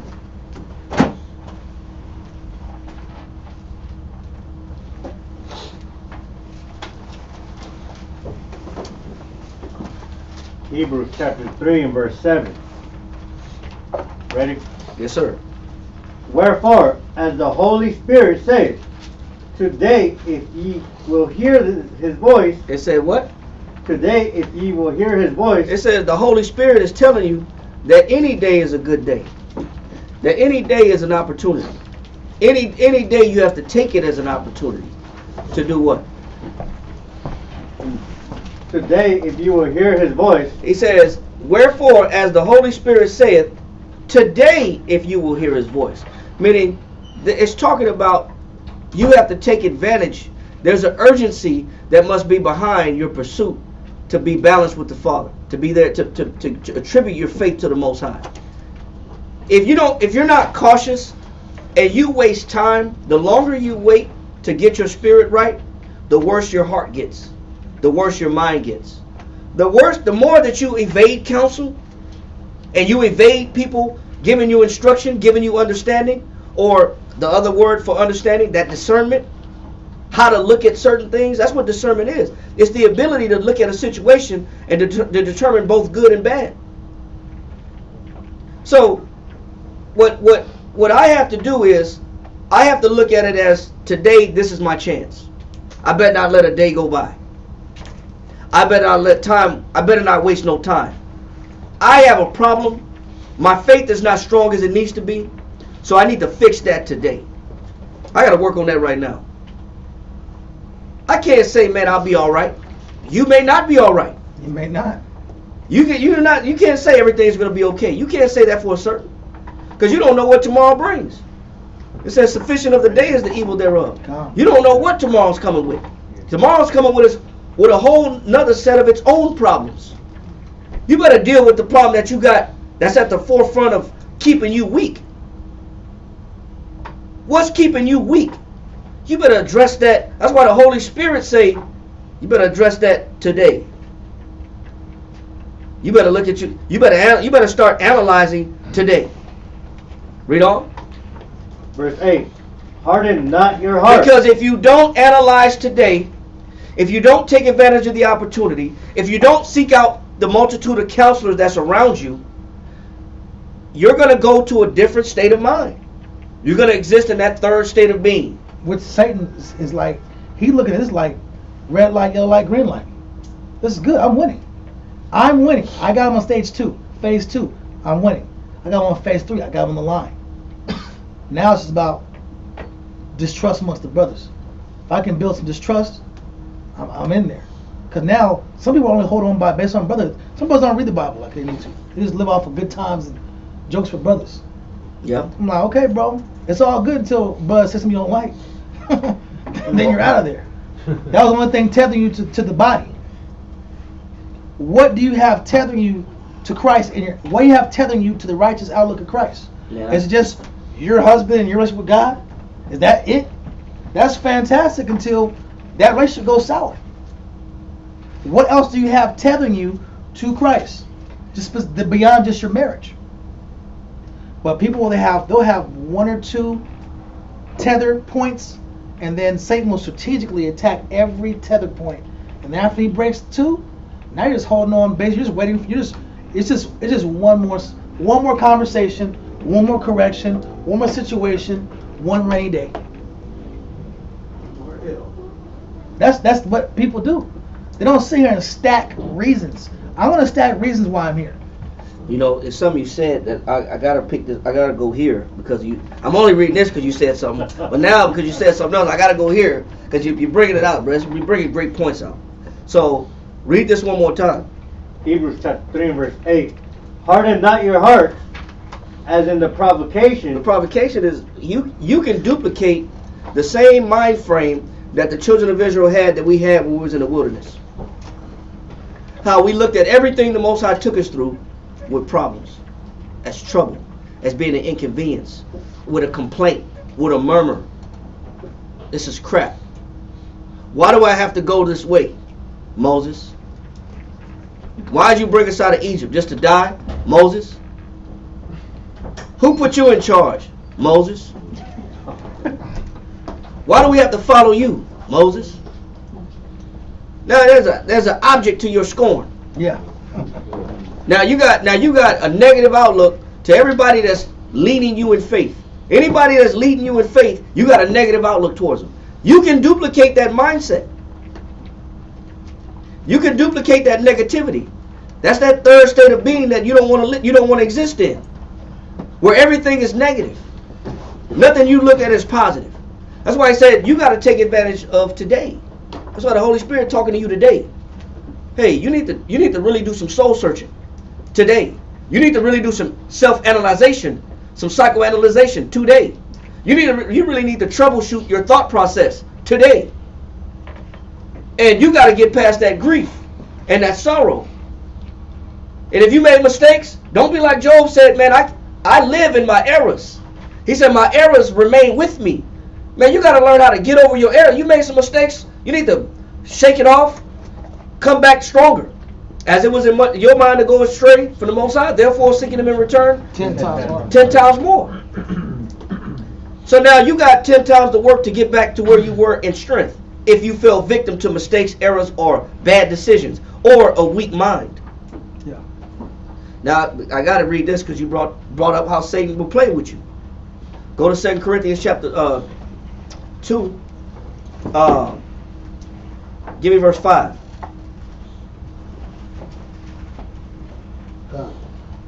2 Corinthians chapter 2 and verse 5. Read.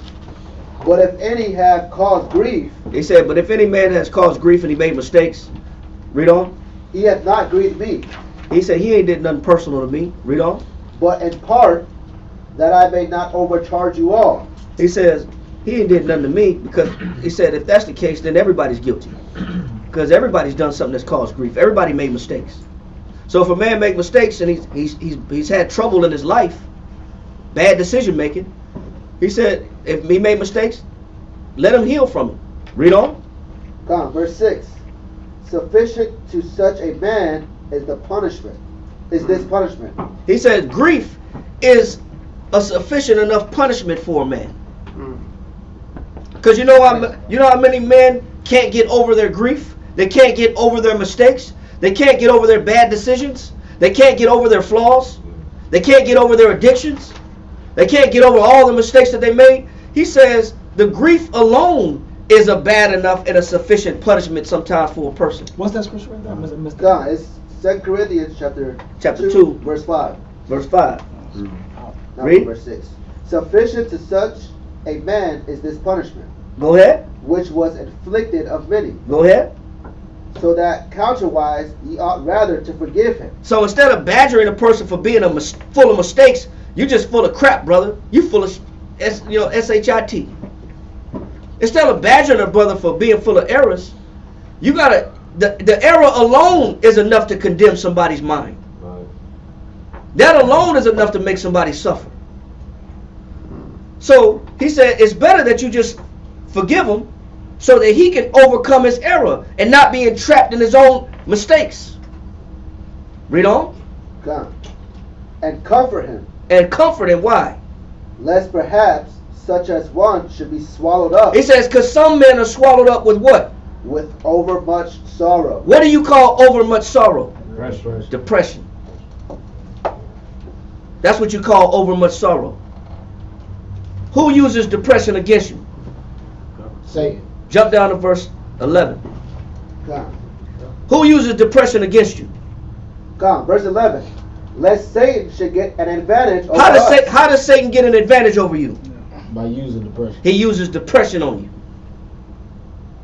So you got to learn how to help men, pull men out of that depressive mind state. That's what the counselors are for.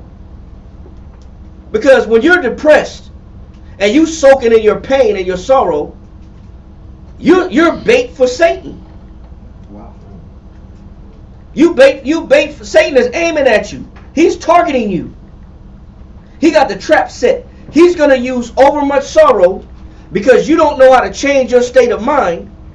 He's going to use overmuch sorrow to get you in a trap. Then you start thinking real crazy.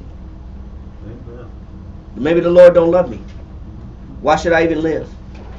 Well, nobody can help me. I'm not going to make it anyway. There's no hope. God. My situation is hopeless. Yeah, Satan could use that. Yes, sir. Can I get a verse real quick? Yes, sir. What you got? It's Ecclesiastes chapter 30, verse 21. Read that. It says, "Give not over thy mind to heaviness, Read. and afflict not thyself in thine own counsel." Hey, read that. Let me put it up here. It's Ecclesiastes 30 and 21. God. Read it again. God. Ecclesiastes chapter 30, verse 21. "Give not over thy mind to heaviness." Yes, because that heavy mind. That's bait. You're in Satan's playground. He loves a heavy mind. He loves a heavy mind, bro. Ooh. Yeah. It's good times right Oh now. yeah, we got one. We got one. Just like roaches love when you leave the kitchen all dirty, like you leave all the little crumbs everywhere, and Yeah. leave the cookery. They thank you. They like no. And their babies thank you too. Yeah. They love that condition. Yeah. Satan love that overmuch sorrow, bro. He love when you're stuck in a mind state. And you haven't healed because you don't know where you are. Because you can't identify where you're at, and you're lost mentally, spiritually. You're distraught, you're perplexed and confused, and you're not tethered to the Most High, you're not strong-minded, you're not operating in no virtue. Oh, Satan loves that. Because you're vulnerable at that point. You're vulnerable to his tactics. So read that one more time in Ecclesiastes 30. God. "Give not over thy mind to heaviness, and afflict not thyself in thine own counsel." Yeah, because you got all kind of spirits on you. Them ain't just spirits, man, them are demons. You got all kind of things telling you what to do, talking to you. Because you're not strong. Because you don't even know where you're at in the mind. That's why you got to have counselors. That's why I said in the multitude of counselors there's safety. Because your own mind, Satan will use your own mind against you. He'll use your panic, distressed, depressed, anxious mind to plot against you and to get you to fall and make you do something that you shouldn't do. He'll use your own depression against you. I love that verse you pulled. Read it one more time. God. Ecclesiastes chapter 20. 30. I'm sorry, verse 30, verse 21. "Give not over thy mind to heaviness, and afflict not thyself in thine own counsel." And don't afflict yourself in your own counsel, meaning what? I'm condemning myself. I condemn myself because I can't let go of the mistakes that I made. That's why you got to come to grips with the mistakes you made. That's why you have to confess the mistakes that you made. And you have to chronologically write them down. You have to journalize them. You have to put them on paper. You got to get it out. You got to counsel. You got to sacrifice your pride, humble down, and counsel and say, brother, hey, I got to get these things out, man. This is what's bothering me. Yes, sir. It makes me think of like Esau's soft weapons to harm our people. That's like that's his soft weapons to destroy your mind. Well, you know that's a big weapon. You know that depression is a big weapon. Yeah. Because you know what you do when you're depressed? You try to remedy it by yourself with some type of drug or alcohol. You hurt yourself. You try to fix it. You try to go into some self-medication tactic. Well, I'm gonna solve my own depression with the carnal way. So instead of getting a prescription for something, I'm gonna just go to the over the counter. I'm just gonna hit up the Quickie Mart. I'm gonna go get a quick fix. Get rich off that. Yeah, I'm gonna get a quick fix. You know, the demise of our people make the other nations rich. That's another one of Satan's tactics, bro. Keep you broken. Because the more broken you are, you're gonna patronize everybody around you. You're going to patronize Bush, Anheuser-Busch, that is. Yeah. You're going to patronize Schlitz malt liquor. You're going to patronize Dos Equis. Yeah. You're going to patronize Bud Light. You're going to patronize Cool Filter Kings. Delta 8. Yeah, yeah. You're gonna patronize everybody when you're in a broken state of mind. You got Shiner. Hey, Shiner, Shiner get you too. Shiner, all of them will get you. You'll patronize everybody when you're broken in the mind. The neighborhood dope dealer. Yeah, he gonna patronize him too. That's how. But that's because you don't know how to fix where you are. And that's why, and Satan will allow you, but you being in that broken state of mind, he'll use it against you as a tool and a weapon. Let that go back to where it was at. Finish that in verse 7 in 1 Corinthians chapter 2. You have 1 Corinthians chapter 2, verse 7. Yeah, read verse, 11. 2 and 11? Yes, sir. Come on. 2 Corinthians chapter 2, verse 11. Lest Satan should get an advantage of us, for we are not ignorant of his devices. That's why you can't be ignorant to Satan's devices. Satan will use the fact that you're displaced and you're unhappy, you can't identify what you're dealing with, and you can't navigate through the scenario appropriately. He'll use that as a weapon against you because you're vulnerable at that point. But when you got men around you at all times available to give you counsel, to keep you strong, and to give you direction as a compass, to know, hey brother, this is where you need to go. This is where you need to put your mind at. This is where you need to be focused on. You focused on some BS right now. You're putting too much emphasis into other things that really don't matter. Half the things you're chasing is really irrelevant. Frivolous. Yeah. It's frivolous. It's vanity. Half the things you're really pursuing, they don't benefit you whatsoever. They're not fixing the issue. It's a waste of time. So that's why he said you gotta know how Satan operates. I only brought it up because Dawiyat said, like he said, which is perfect. Satan will use that as a tactic. Your instability is a tactic and makes you vulnerable as a weapon of Satan. You got to know where you're at. Now finish that and where we was at in the beauty of having those counselors. You was in Proverbs, right? And we called another verse after that was Ecclesiasticus 32 and 19. And we were still on 2 Corinthians 13 and 5. Unless you want to. Yeah, examine yourself. No, you're right. It is 13 and 5. Examine yourself whether you be in the faith. That's 2 Corinthians. Okay. But Proverbs 11 and verse 14. Where no counsel is. It said where no counsel is what? The people fall. That's why you have to value counselors. They're going to help you come out of your depression. They'll help you evaluate what you're going through mentally. They'll help make sense of what and rationalize the things that trouble you. So you don't lose faith. You can maintain your resilience. You can bounce back out of trouble. Read on. But in the multitude of counselors, there is safety. And in the multitude of counselors, there's what? Safety. There's safety. You better take advantage of that safety, man. It's available. Now Ecclesiastes 32 and 19. Ecclesiastes in the Apocrypha, chapter 32, verse 19. As thou be among great men, make not thyself equal with them. And when ancient men are in place, use not many words. Is that 32 and 19? God. Oh, 9. 9, I'm sorry. You wanted 9 or 19? 32 and 9. Hold on. Yeah, that was 32 and 9. 19. I wanted 19, I'm sorry.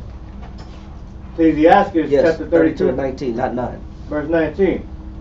Do nothing without advice. That's why you should always do what? Do nothing without advice. That's why everything you should do, you should get what? Advice. What's advice? Counsel. It's counsel, man. You need to know where you are. You try to self-navigate. I do everything. I only trust me. That's all I try. I don't trust nobody else. That's why I don't talk to nobody else. I don't tell nobody else what I'm going through. I don't tell nobody what I'm dealing with. I only trust me. Well, hey, let's see how far that goes. But you better be talking. You better be divulging what's going on, because Satan will use anything at any time against you.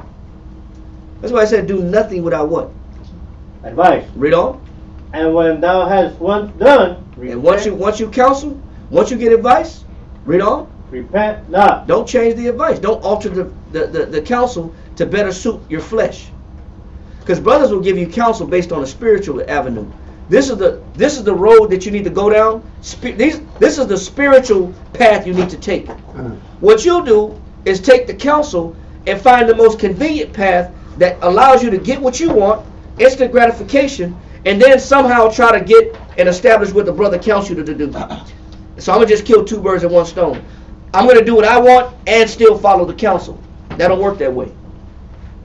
The brother will always give you, an elder brother, elder sister, will always give you the most spiritual approach to handle a situation, or the most spiritual perspective on how to view a situation. But what we'll do is we'll take what a brother say, diminish the importance of it, say, nah, you know what, he was being extreme. So, or she was being extreme. I don't have to do it that way. I hear you, I heard you, but I'm gonna still do what I want to do. But I'm gonna still take in consideration what you said. And somehow I'll try to do what you said, but I'm gonna still do things my way also. Yeah, I'm trying to fit both. I'm gonna try to fit both. I'm gonna intermingle the counsels, my counsel and the counsel I receive. And the counsel didn't work, huh? You start asking questions of what happened, huh? That wasn't the counsel, brother. I know. Well, then why are you blaming the counselor? Nobody told you to do A, B, and C. Salakia. That's on me. Well, don't blame the camp, don't blame the scripture, don't blame the Bible, don't blame the teachers. You have to follow procedure, step by step, with the same mindset of your elders. Because that's how things work. When you want to get blessed, it's like a key in a lock. You have to put the key in the correct way. If you put the key halfway in, why you expect the door to open up? But we do that. Yep. And so, my water, read the verse you had real quick. Conquer. You let all them other verses go real quick. 2 Corinthians chapter 13 and verse 5 reads from the top. Examine yourself. He said that's why you got to examine yourself. Read on. Whether ye be in the faith. Go ahead. Prove your own selves. Read on. Know ye not your own selves? He said, don't you know yourself? Read on. How that Yahushua is in you? He said Christ is in you, man. But you need somebody to help aid to pull that part of Christ that's in you, because the flesh is always trying to get you to go left. It's always trying to get you to compromise righteousness. That's the power of counseling. You don't compromise righteousness. You don't forfeit righteousness to satisfy the flesh. That's the beauty of counseling. So you got to examine yourself. And one way to examine yourself, you have to do what Job said. Let's go to Job chapter 19 real quick. Let's go to Job chapter 19, and let's start at verse 14. Job 19 and verse 14.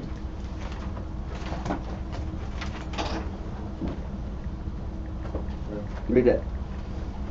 My kinsfolk have failed. He said, man, I'm in a situation where what? My kinsfolk have failed. What does that mean? My people. My people. The people that I usually go to, they help me solve my problems, to get me through what I'm going through, or to give me assistance. He said, my kinsfolk, the people that I trust, he said they fail me. Read on. And my familiar friends have forgotten me. Go ahead. They that dwell in my house and my maids count me for a stranger. He said, my maids, people that dwell in my house, this Job talking. He said, they count me for what? A stranger. Count me for a stranger, man. Read on. I'm an alien in their sight. He said, I'm an alien in their sight, man. I'm an alien to my wife, my kids, everybody in my house. Read on. I called my servant. He said, I called my servant. And he gave me no answer. And I pay this guy. This guy's on payroll, man. Servants on payroll. I called my servants, and he ain't even serving. That's disrespectful. That's disrespectful. Yes. Get disrespected. I'm getting disrespected.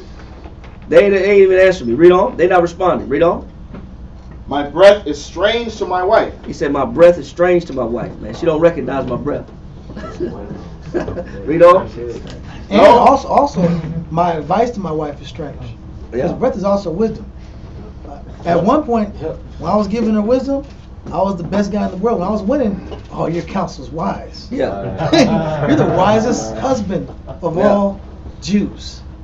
But when things ain't going my way, when the Reaper Man pops up, when things ain't going right, I'm losing court cases or just situations are happening, if I'm getting sued, all of a sudden the same wisdom I was given 2 minutes ago, Well, my pay is not the same. my pay ain't the same. I'm not sure if that's wise, because your condition doesn't look like. You need to reevaluate what you're doing Calm. for Christ. Calm.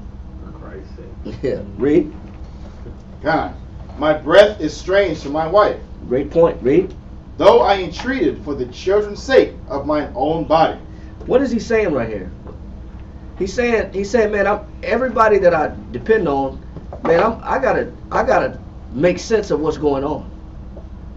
I gotta make sense of what's happening. This don't make no sense, man. Everybody that I was loyal to is, they're flaking on me. Switched up. They switched up on me, man. Now I'm by myself now. Read on.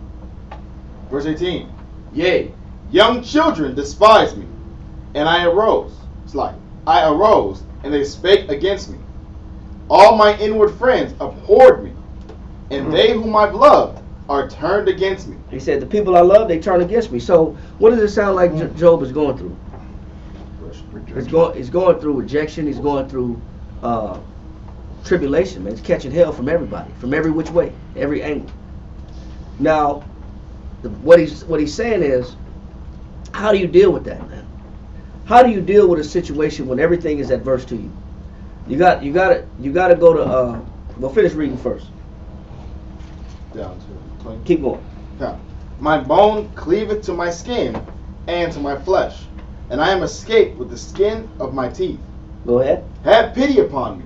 He's asking the Most High for pity. Read on. Have pity upon me, O ye my friends, for the hand of the Most High hath touched me. He said, man, the Most High's got me catching hell. The Most High got me going through something.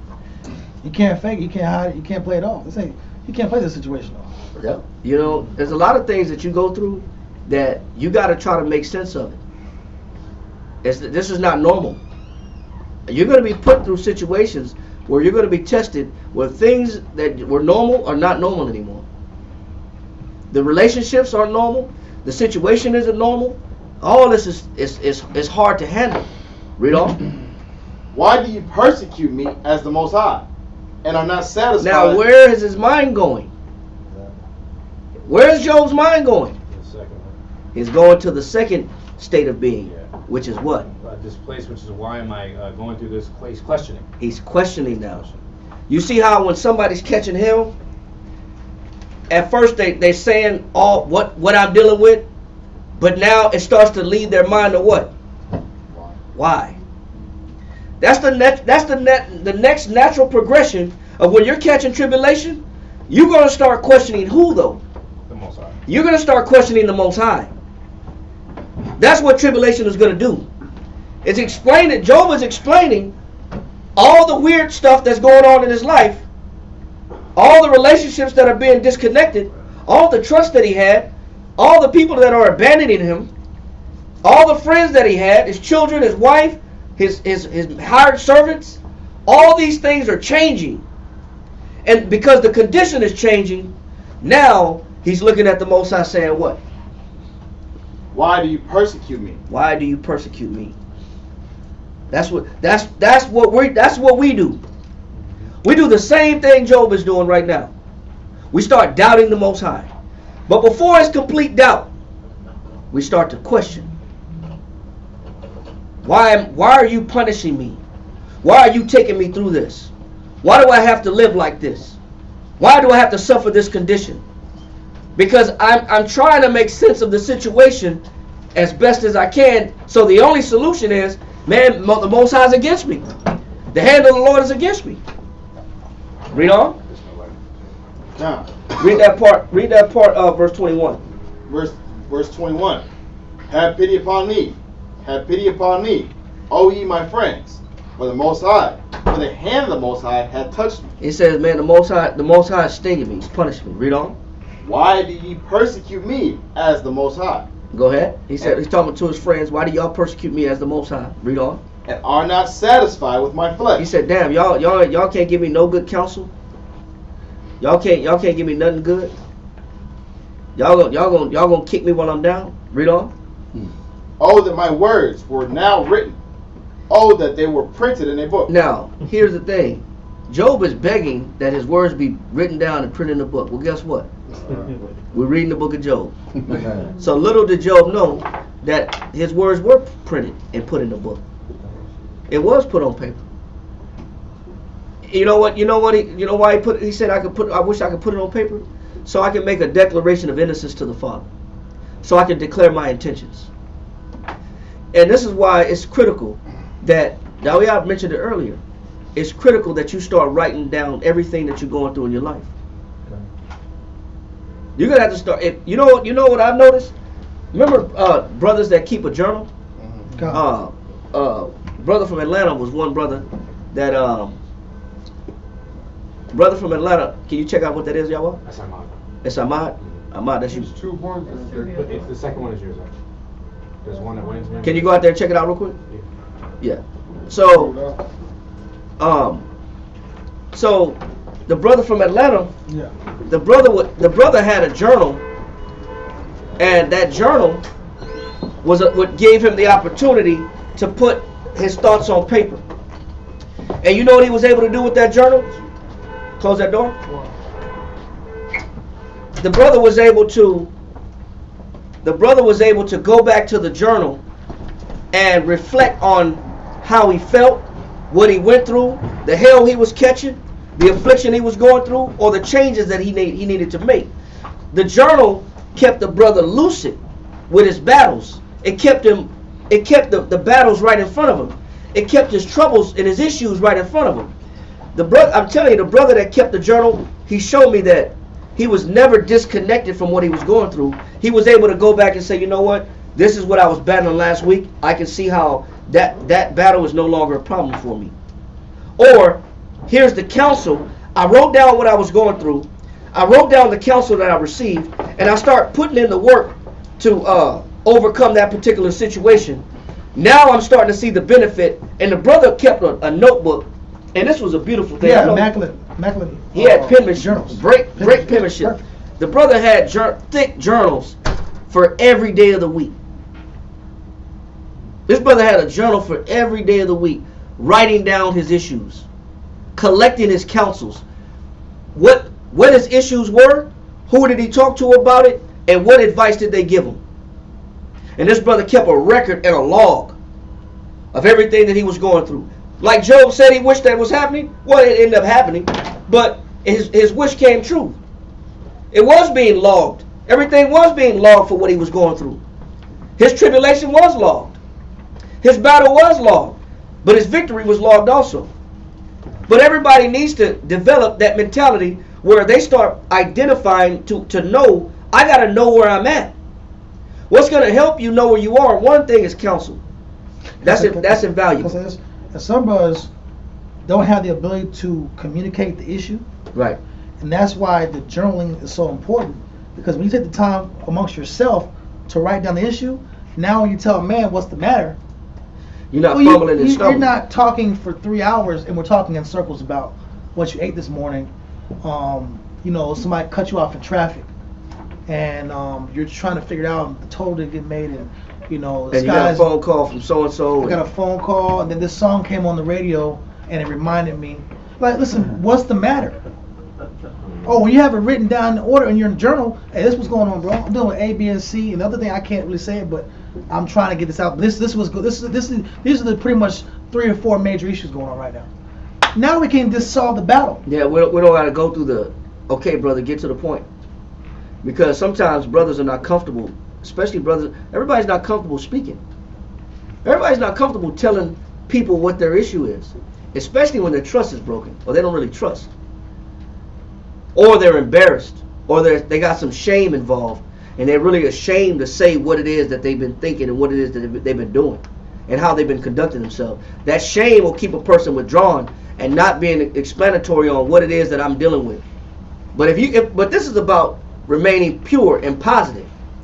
This is about preserving the most purest state of mind possible, remaining in that rejoicing state of mind regardless of the tribulation. So that means that I gotta adopt whatever method I can to stay in that positive, pure state of mind, even when tribulation or situations is starting to pull me to be negative. I gotta learn how to write down and record what it is that I'm dealing with and let somebody in that I trust, that's an elder, to say, hey, this is what I'm dealing with. Once you make it a habit of writing a journal about what you're going through, the ability to purge yourself and to come clean starts to become easier. It starts to become second nature. And also, now that you can put down and plot what it is that you're dealing with, you also know where you're going. You also can come to some conclusions. Now, a study was done, I read this also, a study was done at a college campus about students writing reports, but the professor said, listen, we're going to write reports about your problems. Instead of you just writing a report about whatever, we're going to write a report about your problems. And you're going to write a report 3 days a week, 15 minutes a day. And when that regiment was taken, this was done in the University of Texas. That after that study of doing that for a year, 25% of the GPAs went up for the people that participated in that study. Their GPA went up 25%. Yeah, nothing to do with the study. Well, was it school? That's crazy, bro. Yes, sir. He said by doing what? By writing down what it is what their issues are. By taking an inventory of their personal issues. What are they dealing with? And being able to put that on paper. Just being able to convey my problems and my issues and communicate my issues. Everybody's not comfortable coming clean with it. But just from that little experiment, 25% of the GPAs went up. Another school did it. They had a dropout rate of 30%. Guess what the dropout rate went to by having the students record their issues? 7%. 0. Yeah, 0. After a year of doing it for a year. What did that psychological training do to have the students, instead of writing some frivolous report about something that had nothing to do with them, what did that experiment do to have people start to face themselves? Now I gotta write a report about me, about my issues, about what my problems are. It forces you to face yourself, to deal with yourself, and to pursue solutions. And also you can identify where I'm at. This is just for a college. How much more should you improve for the Most High? When you got spiritual solutions, you got spiritual answers. How much better off can you be by identifying where you're at on paper and then doing it regimentally, where it becomes habitual, to where you see the benefits of identifying all your issues, not running from it. Some psychologists call this when you're confronting the dragon. Confronting the dragon is when you face the ills about you, your shortcomings, your issues, the things that make you handicapped or don't allow you to progress forward, the things you doubt, the things you fear. Some psychologists call that facing a dragon. You gotta face the old man. You gotta face the way you think. You gotta face the things that you crave. You gotta face the doubt that you possess, the things that the lack of trust you have. You gotta look at all these things about yourself. But a lot of times when you tell a person to look in the mirror, they don't like what they see. So there's always going to be some kickback, some depression, some withdrawal. Like I said, I've said it before in class about that experiment that I did about 7 years ago. We was at the old school on actually it's been probably about 9 to 10 years. This experiment I did about 10 years ago about which I thought was going to be healthy, but it would turn out to be a travesty. I had everybody put their name down on a piece of paper in the classroom and put it in the bowl. And then you randomly shake the bowl, pick a name, and then you write down what you don't like about that person. Oh, they got toxic. Oh man. Man, that was a battle. It was some tears.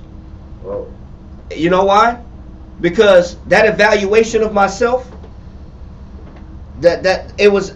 I really didn't.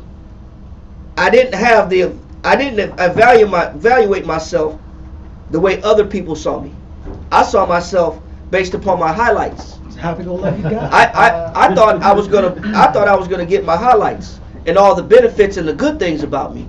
But when people anonymously wrote about the things that are bad about you, and then nobody reads it. I didn't read it publicly. We just personally handed the note back to that person so they could see this is how people say you are, but anonymous. They're checking handwriting now. Who wrote this? You know. So you know what? For that to happen, and there was a reality check. That means sometimes when I see myself a certain way, but that don't mean that's how I portray myself and other people see me. I thought I was, up here. I thought I treated everybody fair. I thought I treated everybody equal. But you know what? When you actually get a reality and a dose of really how you operate, man, a lot of people, they don't want to see that. There's trauma associated with that, with the truth behind me. That's why Paul said this. Go to Romans chapter 7, verse 24 and 25.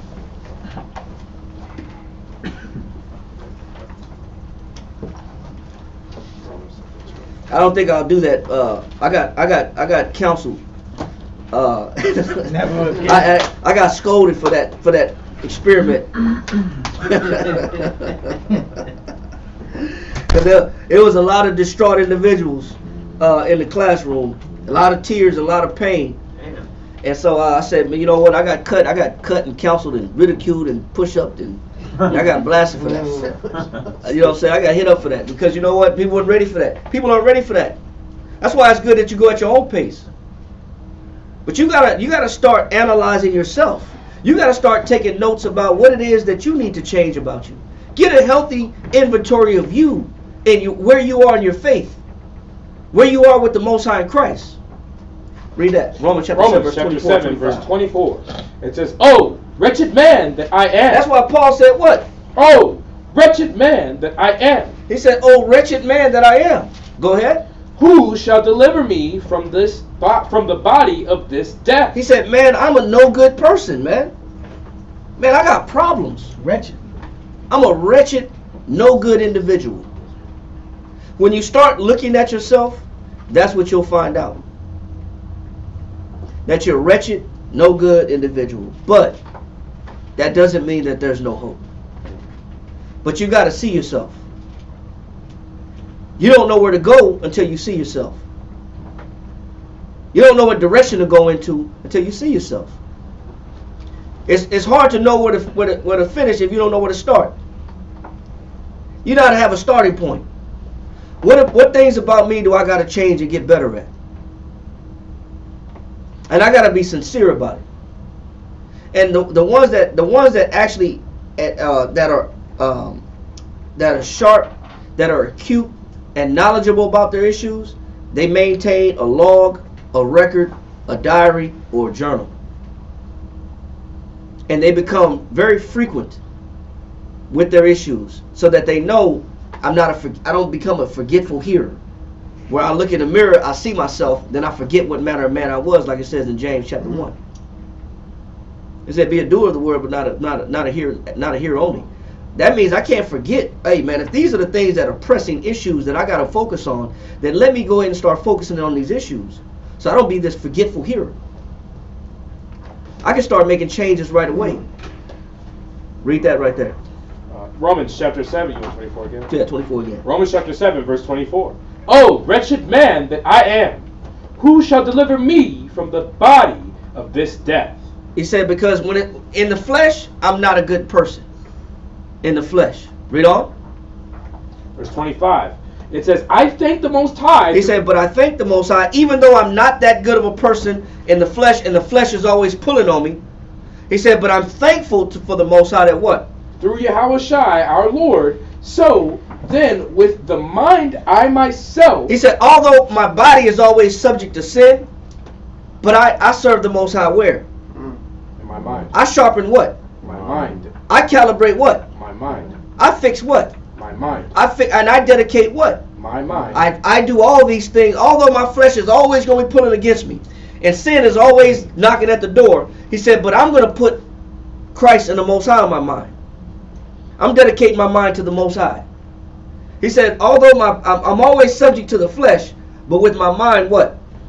It says, so then with the mind, I myself serve the law of the Most High, but with the flesh, the law of sin. I'm always going to be guilty of doing something wrong because the flesh is always trying to prevail. There's always, evil's always present. But in my mind, though, I'm going to purify my mind, and I'm going to dedicate my mind to Christ. How do I do that? How do I purge my mind to make sure that it's a upright vessel for Christ? That means I got to eradicate the things about me that are contrary to Christ. Fears, doubts, addictions, bad habits, negative thinking, isolation, a negative thought pattern, isolation, lack of counsel, lack of communication, don't want to communicate, cynical perspective. I want to keep secrets. Yeah. I got an antagonistic, cynical perspective. I'm sarcastic, or I'm a scorner. I look at everything negative. I look at everybody negative. So, how do I fix this? I gotta now purify my thought process. That's what that journaling helps you do. Identify what's wrong, address it. It's not far from you. You can always go back to it, and also you can always see your level of growth. Yeah. You can always go back and see, man, I'm not battling that no more. I'm thankful for the Most High that He helped heal me from that situation. He delivered me from this. This was a plague 3 months ago. Yeah. This was a plague. Now it's not. It's very manageable. Yeah. This ain't like my biggest fear now. This was the world's greatest fear 3 months ago. Now it's. You're gonna start noticing you exaggerate a lot of things. No, or it could be exaggerated, or it could be real. Well, it could be either one. It could be a real situation. What I'm trying to say and clarify, I'm saying is since I would make a situation bigger than what it was. Right. Like at the mall. You know what? Hey, you know what? Just worrying, over worrying. Yeah. Yeah, but there are some real issues that's going to come across you in life. That go to Psalm 73 and 16 real quick. There's going to be some situations that you're going to deal with in life that's going to be legitimate battles. And you know what? You're not going to want to deal with it. You're not going to want to deal with it. You're not going to want to write it down. You're not going to want to tell nobody. That's how you know. That's what you don't. You don't want to write it down. Like I know I'm. It's something right. It's a real demon riding me right now. Right. It's a real spirit. Yeah. Read that. Come. Psalm chapter 73, verse 16 reads, when I thought to know this, it was too painful for me. Stop. Some things when you think about it, it's what? Painful for me. Some things just to think about. There's a lot of trauma that we've incurred and dealt with that's been handed to us in this life, man. A lot of us have our own story of something traumatic, of a traumatic situation. And you know what? Even just to think about it is what? Painful for me. Yeah, even just to think about it, man. I don't even want to go there. I don't even want to take my mind there. That's a real thing.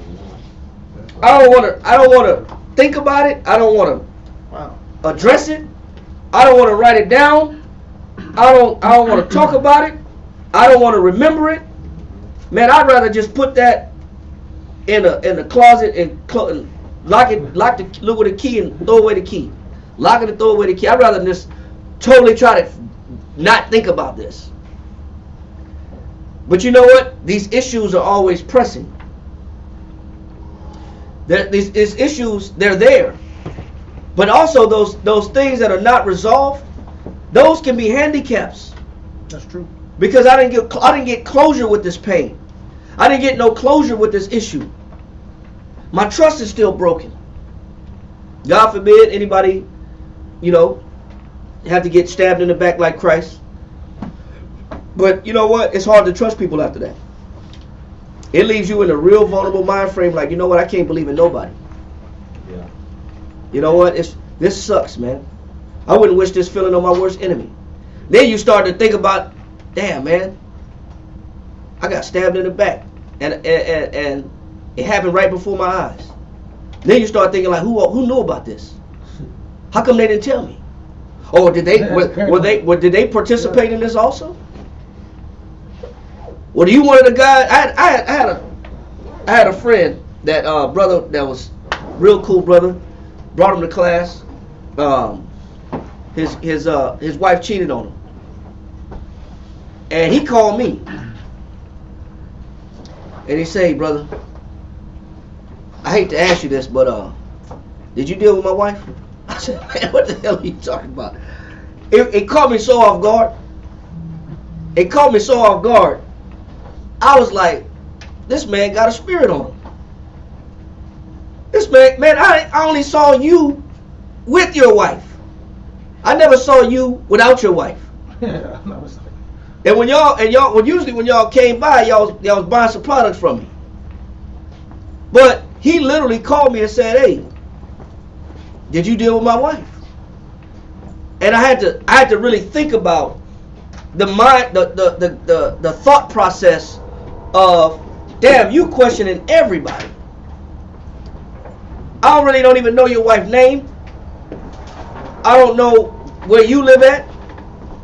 I didn't even know y'all broke up. But you know, he's trying to process and identify the pain. So in his mind, man, I'm troubleshooting. I even got to call people that I know probably wouldn't, but I don't know. Man, I'm doubting everybody. And I had to sit back and I had to put myself in his shoes. What would I feel like if that happened to me? So you know what? Let me reassure this man of that he doesn't have to think about everybody being guilty, because she never told him who it was.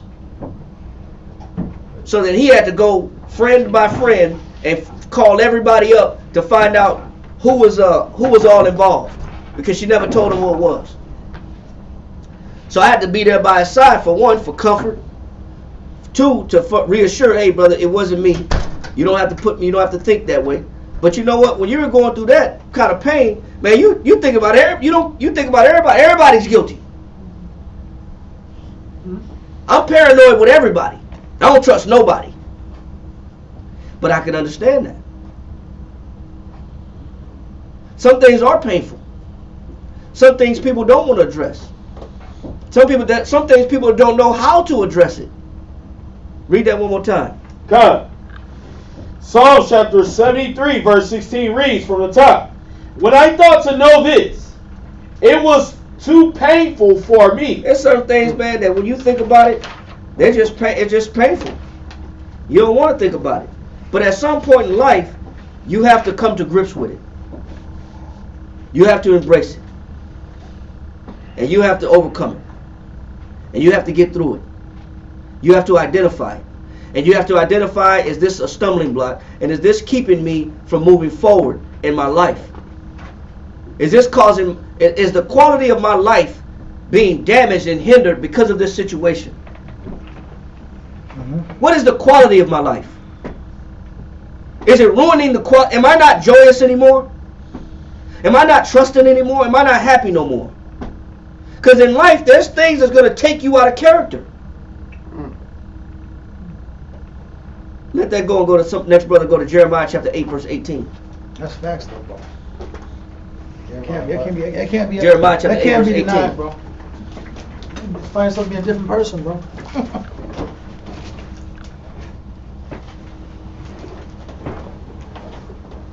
Read that. Jeremiah chapter 8 verse 18. When I would comfort myself against sorrow. He said what? When I would comfort myself against sorrow. He said, Jeremiah said, when I would try to comfort myself against what? Sorrow. What happens when you try to comfort yourself against sorrow? Meaning you've embraced something tragic, traumatic, negative in your life, and you're trying to make yourself feel better, but it doesn't work. My heart is faint in me. He says, read it one more time. When I would comfort myself against sorrow, my heart is faint in me. Meaning, you know what he's saying? I don't know what can make me feel better. That's what he's saying. I don't know what, every time I try to make myself feel better, the situation is too great for me to overcome it. So I can't make myself happy. That's a very potent point, man. Read it one more time. Jeremiah chapter 8 and verse 18. When I would comfort myself against sorrow, my heart is faint in me. He says, my heart is faint in me. What does that mean? I don't know how to make myself feel better. So you have to be able to embrace different methods, whether it be counseling or whether it be journalizing. You better write a mean journal, whether you create a log, some type of ledger, some type of record. You gotta try different methods to get out of what's ailing you, for what's keeping you from progression. Don't not do anything, because I hate to go back here, but we've seen brothers just get spirits just beat them down, or brothers just ball up in a little ball and not do anything. Yeah. Not no strategy, no process, no defense tactics, no anything. It's just brothers take it and just keep getting hit until he just gets knocked off the square. Yep. Like, what am I gonna do in the spirit of being proactive to solve the state of my my conscience, or state of my condition? Men usually, the only thought that men have, and what I've seen, is they think just getting a different job is the answer to all problems in Israel. And then brothers will get a job somewhere else and then have the same problems they had in the camp.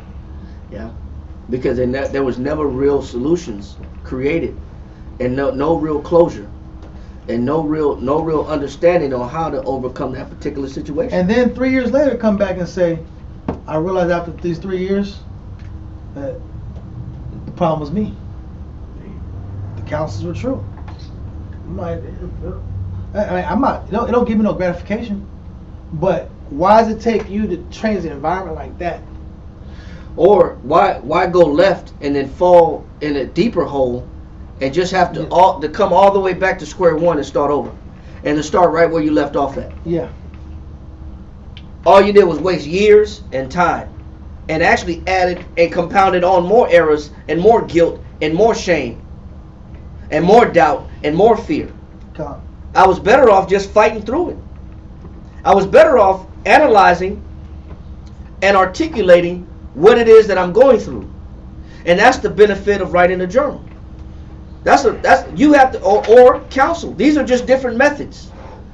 I have to learn how to articulate what it is that I'm feeling, what I'm going through, and what tragedies that have come across to me that I need help overcoming, because I got there's a lot of stuff that brothers, I've seen brothers take 8 to 10 years to say things that have been tragedies in their lives. And the whole time they've been in the truth, they've been grievous, and they've been contrary, and they've been agitated, and they've been bitter, and they've been angry. And then like year number 9, year number 10, yeah, by the way, this happened to me growing up in my life. This is what I went through. Wow. Okay. But you know what? Everybody's different. But the goal would be to try to rectify issues as quick as possible. Because the longer that you stay in the mind frame of doubt, with unfinished or situations that didn't get no closure, the longer that you can easily fall into a mind of depression or deep sorrow or over much sorrow, where this leads me in Satan's hands. And extends suffering. And extends the suffering. Yes, sir. But sometimes we can minimalize our issues, right? We try to downplay it. Right. We downplaying our issues. It's part of pride. I'm all right, but you're not all right. Soon as somebody bring that situation up or talk about something that reminds you of that situation, I don't want to talk about that. I thought you was all right. Let's not discuss that. I thought you was okay. I thought you was good. You just said you was You straight. just say you was straight. But you know what? There's always that pain, discomfort. There's always bitterness, grievances, issues, problems that have not been resolved yet because the truth hasn't come out yet. And I haven't come to grips with it. So I got to start somewhere about where I went wrong in my life and where do I want to go. That's why I recommend 2 journals. One, where I went wrong, and the other one, where am I going? And I got to be able to articulate that. It's no different when you go to a hospital. You don't go to no hospital and you just say, I'm in pain. The doctor's going to say, or the nurse is going to say, okay, where? I'm just hurt. do something. Do something. Yeah, do something. Fix me. Okay. Well, let's start you off from the beginning. That's called triage. Yeah, triage. Let's start you off in triage, and let's get some information from you. What's your name? Are you a smoker? Do you drink? You do? How often? Yeah. When did the pain start? I don't know, I'm just hurting. You know what? You got to be able to help somebody help you. They don't want you to just walk up and say, I'm in pain. You got to be descriptive. Yeah. You gotta be able to be descriptive about, okay, I was in the backyard mowing the grass, I felt the pull. Okay, what were you doing? I was pulling the lawnmower string. Okay, was it this motion that you did? Yeah, it was that motion. And I felt a sharpness in my, okay, describe the pain. It was sharp. You just can't say it was pain. I just felt pain. That's that Tupac stuff, bro. Yeah. You feel my pain? You feel my pain? You know what I'm saying? That's that Tupac stuff. That's it. You just can't say pain and everybody's supposed to know what's going on. They're gonna say, is the pain globalizing? That means, is it moving from one place to another? Is it a dull pain? Is it a sharp pain? Does it feel like pins and needles? Is it numbness? Does it ache? You got to be descriptive. Does it come and go? Is it consistent? Is it intensifying? Is it radiating? What are all these damn adjectives for? Because they got to identify, in order to help you, they got to identify what it is that you go through. What have you done? It's the same thing with spiritual healing. That's the beauty of confession. To say, man, this is what I've been doing. You know what we like to do? We like to do dirt, do sin, the Most High sting us, and then what we do is minimize the sin. More than we do anything, man, it was just a little adultery. A little adultery. It was just a little. I just popped a little pill. It was a little pill. Oh, it was just a little green thing. It was just a little green thing that I just took a little bit. What we do is minimize the sin, and then we minimize the sin, and then the repercussion for sin, we try to downplay the magnitude of it, or we don't identify the magnitude of it. We don't sit back and say, man, you know what? I got this issue. Or it's not saying that the trauma has been because of my sin. It could have incurred from something that happened to me growing up that I didn't ask for, that I didn't wish for. It's my life. Just tragedies of my environment. I was a victim of circumstance, whatever the case may be. But I got to be able to deal with it, get it out, and describe it. Like I said, why wait 10 years but everybody's not comfortable. Everybody don't be ready yet. Why wait 10 years to say, man, this happened to me, I'm trying to get up? Well, damn, brother, you've been bitter all this time. You've been out the spirit. You've been a ugly person to work with, because now you got this tragedy, and this has been an unresolved issue, and you didn't bring it out. You didn't address it. You tried to sweep it under the rug, but it contaminated your personality. It contaminated your character the whole time. Then we got to start somewhere. We got to start. That's why the journal is.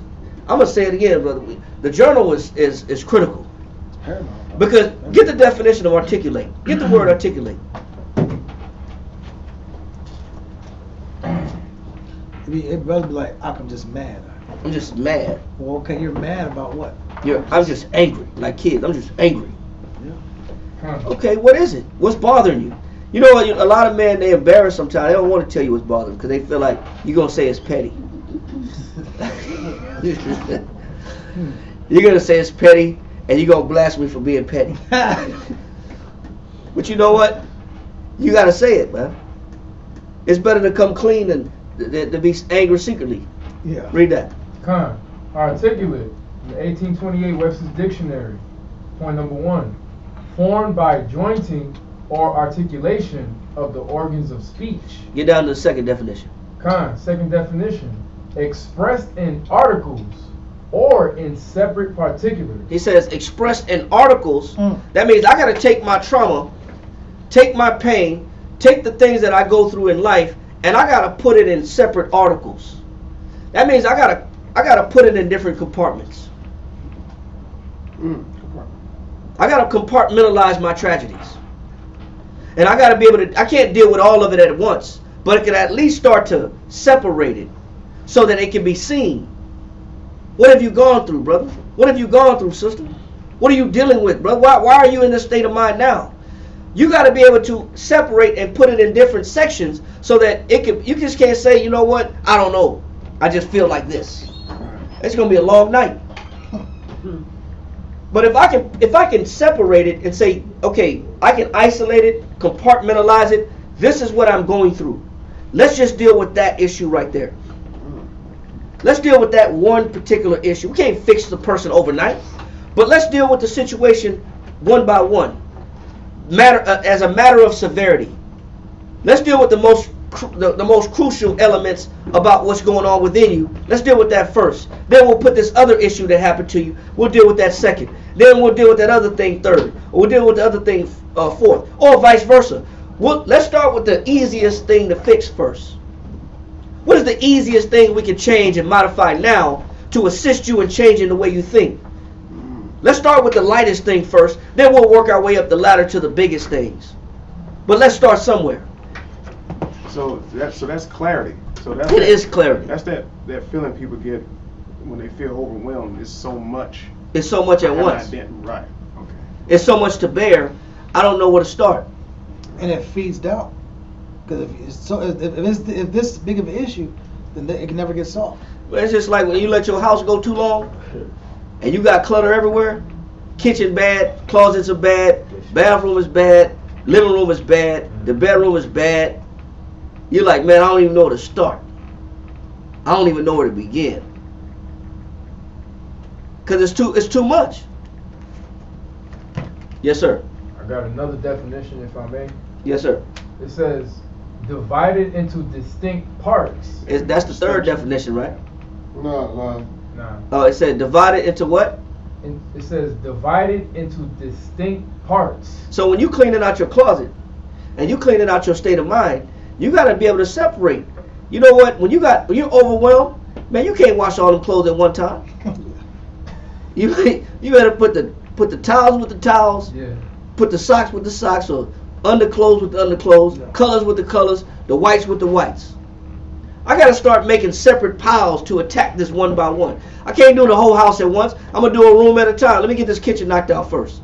Then I'll move my way to the living room. Then I'll move my way to the bathroom. I'll move my way to the bedroom. Let me put this in sections. Let me put my problems in sections. Let me separate it. That's what you're doing when you're articulating anything. You're putting it in compartments so that you can focus on it one at a time. Yes, sir. And like a house point, it also means in clear sequence. In clear sequence, right. Now it's a clear sequence. Now we can know where to start. Just like you do when they go to triage. We're going to start with some information. Let's get some information about you. Let's get your history. Let's get a statement from you. Let's check your blood pressure. Let me check your eyes. Let me check your weight, your height. Let me check you out first. And then we can move up. Okay, you say it's internal. Where internal? Did you eat something bad? Okay, how long what are the symptoms? You got to be able to separate your issues. And a lot of times, these things that we deal with are so painful, we don't know where to start. That's why it says, I I can't remedy myself. That's why he said in Jeremiah 8:18, he said what? Who had that? Jeremiah 8 and verse 18. When I would comfort myself against sorrow. He said, when I would comfort myself against sorrow. Read on. My heart is faint in me. Yeah, of course your heart is faint within you. Because you don't know where to start. Because you got to know how to articulate what it is that you're going through. Or what's holding you back. Or what's keeping you negative. You got to be able to articulate that. Yes, sir. Jeremiah also saying that he's overwhelmed too. Right. You know, he has a lot of issues. He can't really think straight. You can't think straight, bro, when you got a lot going on. That's why you got to learn how to separate things. You got to separate things in compartments, man. Let me deal with this one situation at a time. I can't handle all this at once. Let me separate it and look at it so I can see what it is that I'm dealing with. And that journal helps you do that. But when you're walking around with all that stuff in your mind at one time, come on, bro. We watch men walk around full of thoughts, full of negative thoughts, or full of doubt, or full of fear. It makes for a very uncomfortable brother to be around. Very emotional, unbalanced, so to speak. So in order for me to get some clarity, I got to learn to articulate what it is that I'm going through. That's the value of having that journal and writing stuff down. And I'm challenging everybody to start learning how to articulate your troubles. Yes, sir. Can I get a definition on that, sir? Go ahead. Journal. It says an account of daily transactions and events. It says an account of what? Daily transactions and events. Why is that important? Go to Ecclesiastes chapter 27, verse 5. Ecclesiastes? Yes, sir.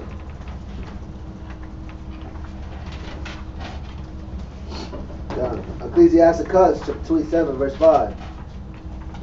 The furnace proveth the potter's vessels. You know what the furnace is the tribulation, man. The furnace is the heat. When you serve the Most High, you're going to go through something. When you're in this life, you're going to go through something. He said, but life is going to put you to the test. Read on. God. So the trial of man is in the reasoning. It says the trial of a man, where a man is going to be tested at is where? In his reason. What does that mean? His reason going to get tested? Is the trial of a man is in his reason. What does that mean? It's like how he uses his intelligence, his willingness to fight. Yes. It's not always intelligence. It's not intelligence. Because Buzz love to say it's intelligence, but half these issues have nothing to do with intelligence. They have everything to do with: are you applying the Bible? Are you following instruction? Are you trusting counsel? Are you sitting here and doing what Christ wants you to do? Are you doing what you want? Are you confessing your faults one to another so that you may be healed? Are you confessing your faults one to another, like the Bible says? Are you an obedient servant of the instruction of the book, or are you thinking that this is a reflection of how smart you are? Mm-hmm. If you're the guy that thinks about this, I'm not saying you're that guy, but if you're that guy that thinks it's about how smart you are, you're never going to counsel. You're always going to listen to you, because you're going to always think that you're the smartest man in the room. That's the delusion of intelligence. It's really about who's the most obedient. And also, if it's based on my intelligence, I'll downplay the counsel that I receive. Yeah, those guys never follow counsel. Because that counsel didn't make sense to me. They never follow counsel. Those are the guys that argue.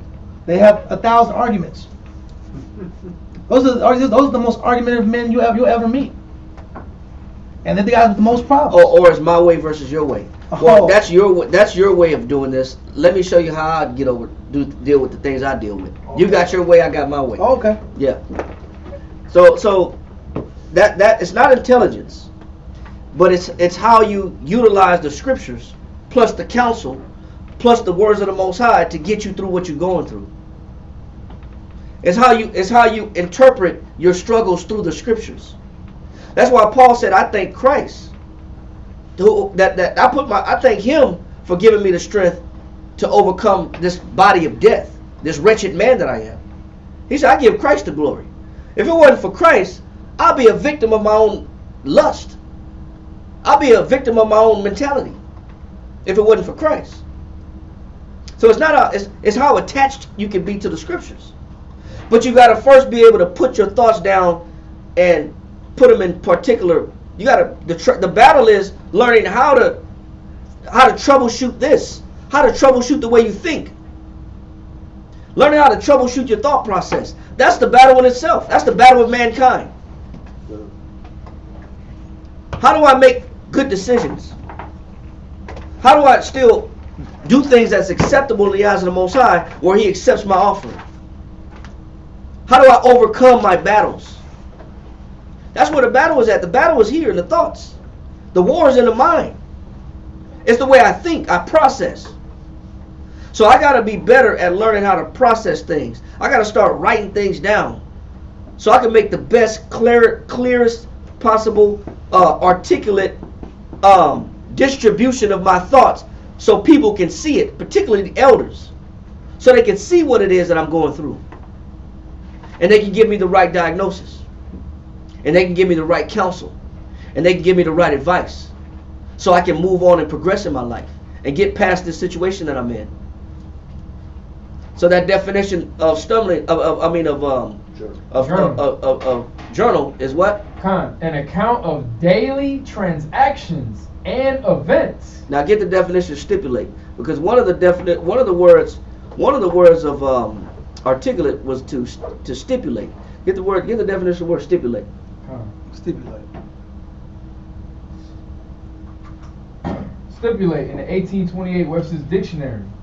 Point 1. To make an agreement. So you got to make an agreement with it says with others, right? But you got to learn how to make agreement with yourself.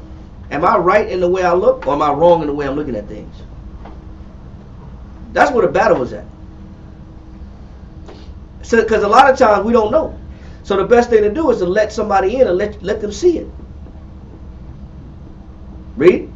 To make an agreement or covenant with any person or company to do or forbear anything. But the company is not somebody else. It's to make the agreement or covenant with yourself that I either will do this again or I won't make this mistake again. That's what it means to stipulate. That means I now have a governing body of do's and don'ts. Man, I recognize that was a bad decision. So there's no way that I'm going to do that decision again. I'm not going to make that decision again. Or when I indulge in this kind of feeling, when I give my mind to these kind of thoughts, these thoughts are negative. So I'm going to stipulate within myself I'm going to forbear giving my mind to that negative frame of thinking. I'm not going to give my mind to that anymore. That stipulation is knowing when or how or what to give your mind to or what to withdraw yourself from. That's part of articulating what it is that you're thinking. You're learning how to think in the spirit. I'm learning how to give my mind to righteous deeds, righteous thoughts, righteous actions. I'm learning how to separate my pride, my lust, my fears, my doubts, my addictions, my selfishness. I'm learning how to identify all of it. You got to know yourself. And you got to know where you are. Because everybody lives in some type of state of mind. Everybody has their own particular state of mind and their own particular state of being. But a lot of the states of being is based upon how you've been affected, how you've processed tribulation, how you've processed pain, how you've processed circumstances. So to your advantage, it would be to your advantage to learn how to process everything you go through. Correctly. Clean, clear. That's the most important word. And clear and concise. Con. And so counsel is one way, and writing everything down is another way. Which helps the counsel again. Which is going to help the counsel. Because you know what, half the time, brothers only articulate half the problem. So you're giving a counsel that gives half the solution. You only get half an answer. That's the bad. I learned that the hard way. I'm like, man, why is it nothing getting solved? And I was like, oh, I ain't telling the whole story. Because I only give half truths. Because you don't want to tell the rest of the story. Right. You don't even want to think about it. You don't want to think about it. You're hoping that they can give you. You're trying to make it look pretty. Yeah. Try to dress it up. We try to dress it up, bro. But that's why the issues stay unsolved. Because we try to dress it up. Or we downplay it. We minimalize it. Yes, sir. When you do go through these things, Is it because it's something that you did wrong, or do you think that everybody must go through some things that God has you going through? Well, that's why we started the class with Ecclesiastes 2:1. He said, "My son, when thou comest to serve the Lord, prepare thy soul for what? Temptation." So, yeah, there some things. The Most High said, "My people are destroyed for what? Lack of knowledge." It's what they don't know that kills them.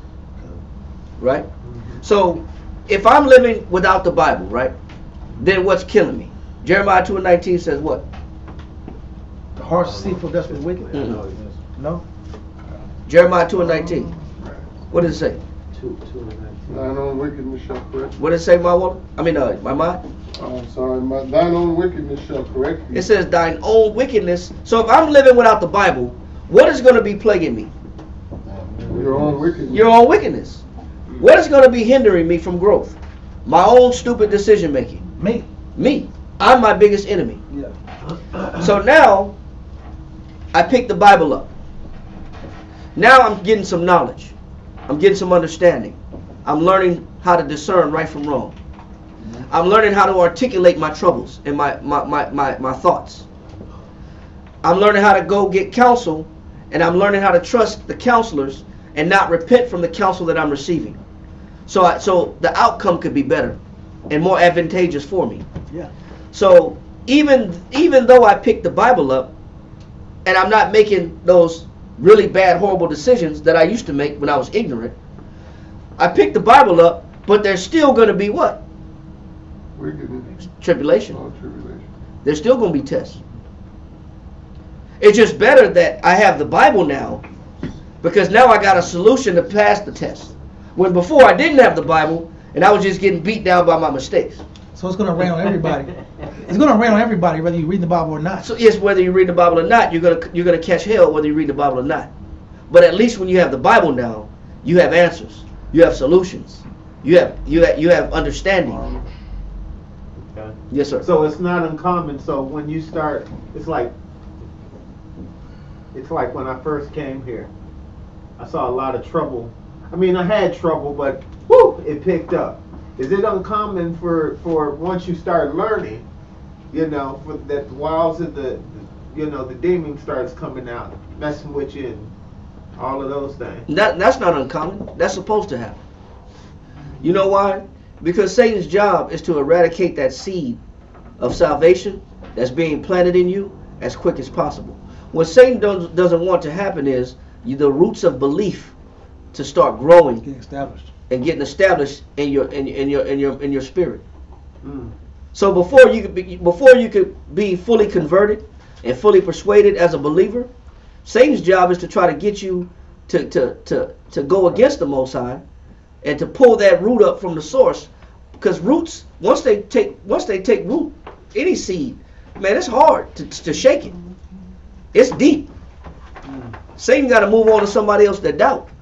That's why Christ told Satan, "Get behind thee, Satan." He said, "It is written that thou shalt not tempt the Lord thy God." Get behind me, man. You better move on to somebody else. Scripture say, "Resist the devil and he shall what? He shall flee." Man, you got to get out of here. I'm the wrong one. You better go pull up another seed. You're not changing me. You're not altering my belief. You better move on to somebody else. So, yeah, of course, Satan is going to try to do his job and to root out your belief before it grows heavy and grows thick. That's his responsibility. That's his duty. We know that from the book of Job. So that's normal, to answer your question. But that's why you got to be tied and tethered to the Most High that much more. Especially if you know that's what's happening. Then that means you got to double your commitment to the Father if you recognize that that's happening. I've been told that too, through counsel. Yeah, you got to double your commitment then. If you're on the border and on the fringe of believing and unbelieving, and Satan got you on the ropes, then you better go all in. That's what he doesn't want you to do. That's the last thing he wants you to do, is to be a fully convicted person in Christ. He only has a certain window to pull you out. He comes and goes, but you can't let no doubt do that. That's why, as fast as possible, you got to purify your heart. You got to purify yourself. And I know it's not easy, and this is not an overnight thing. But you got to start somewhere, and that's the purpose of this class. You got to know where you're at, and you got to start. What stage am I in? Am I stage 1, 2, or 3? What? The zealous, joyful stage, the questioning, doubtful stage, or the it's an equation of just how many more blows can this guy take till he's TKO'd or knocked out. Yeah. The spirit, and then what are you going to do? What methodology are you going into to address the conditions or the internal ideals that you're dealing with? Last verse. Finished it. We started in Job 19. Just to also answer your question, I want to answer your question with Job. Last verse, Job chapter 19. Let me get it real quick.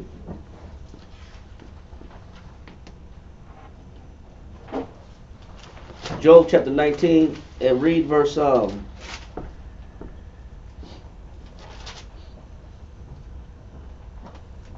at verse 23 one more time. God.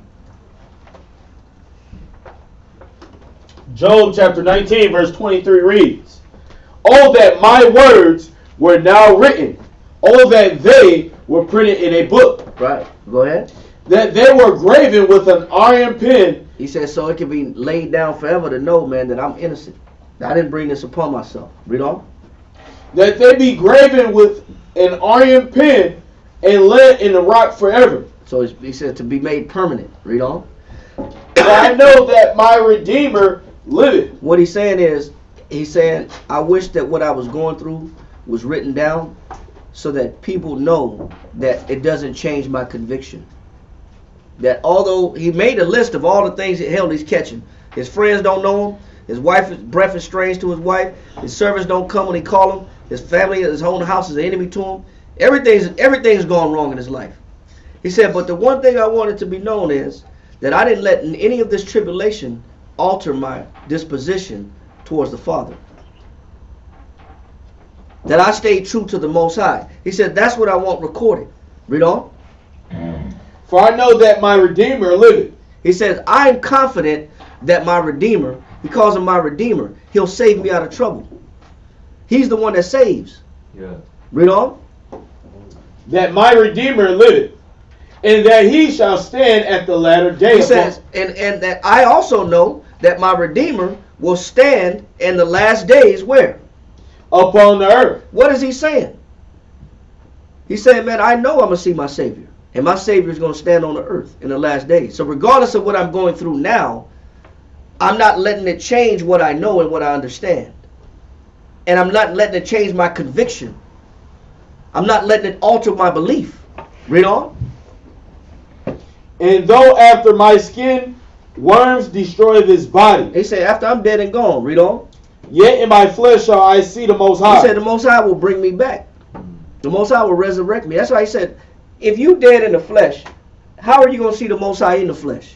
Obviously, the Most High going to bring you back. That's all he's saying. The Most High bring me back, and I'll see the Most High in the flesh. Even when this flesh is destroyed, the Most High has the power to bring me back. Read on. Whom I shall see for myself. Go ahead. And my eyes shall behold, and not another. Though my reins be consumed within me. Though my emotions and my feelings are troubled within me, the Most High is who I put my confidence in. The Most High will save me in the end. So I'm not letting nothing shake me. That's what everybody has to get to the point of. That same mind frame that Paul had, unshakable.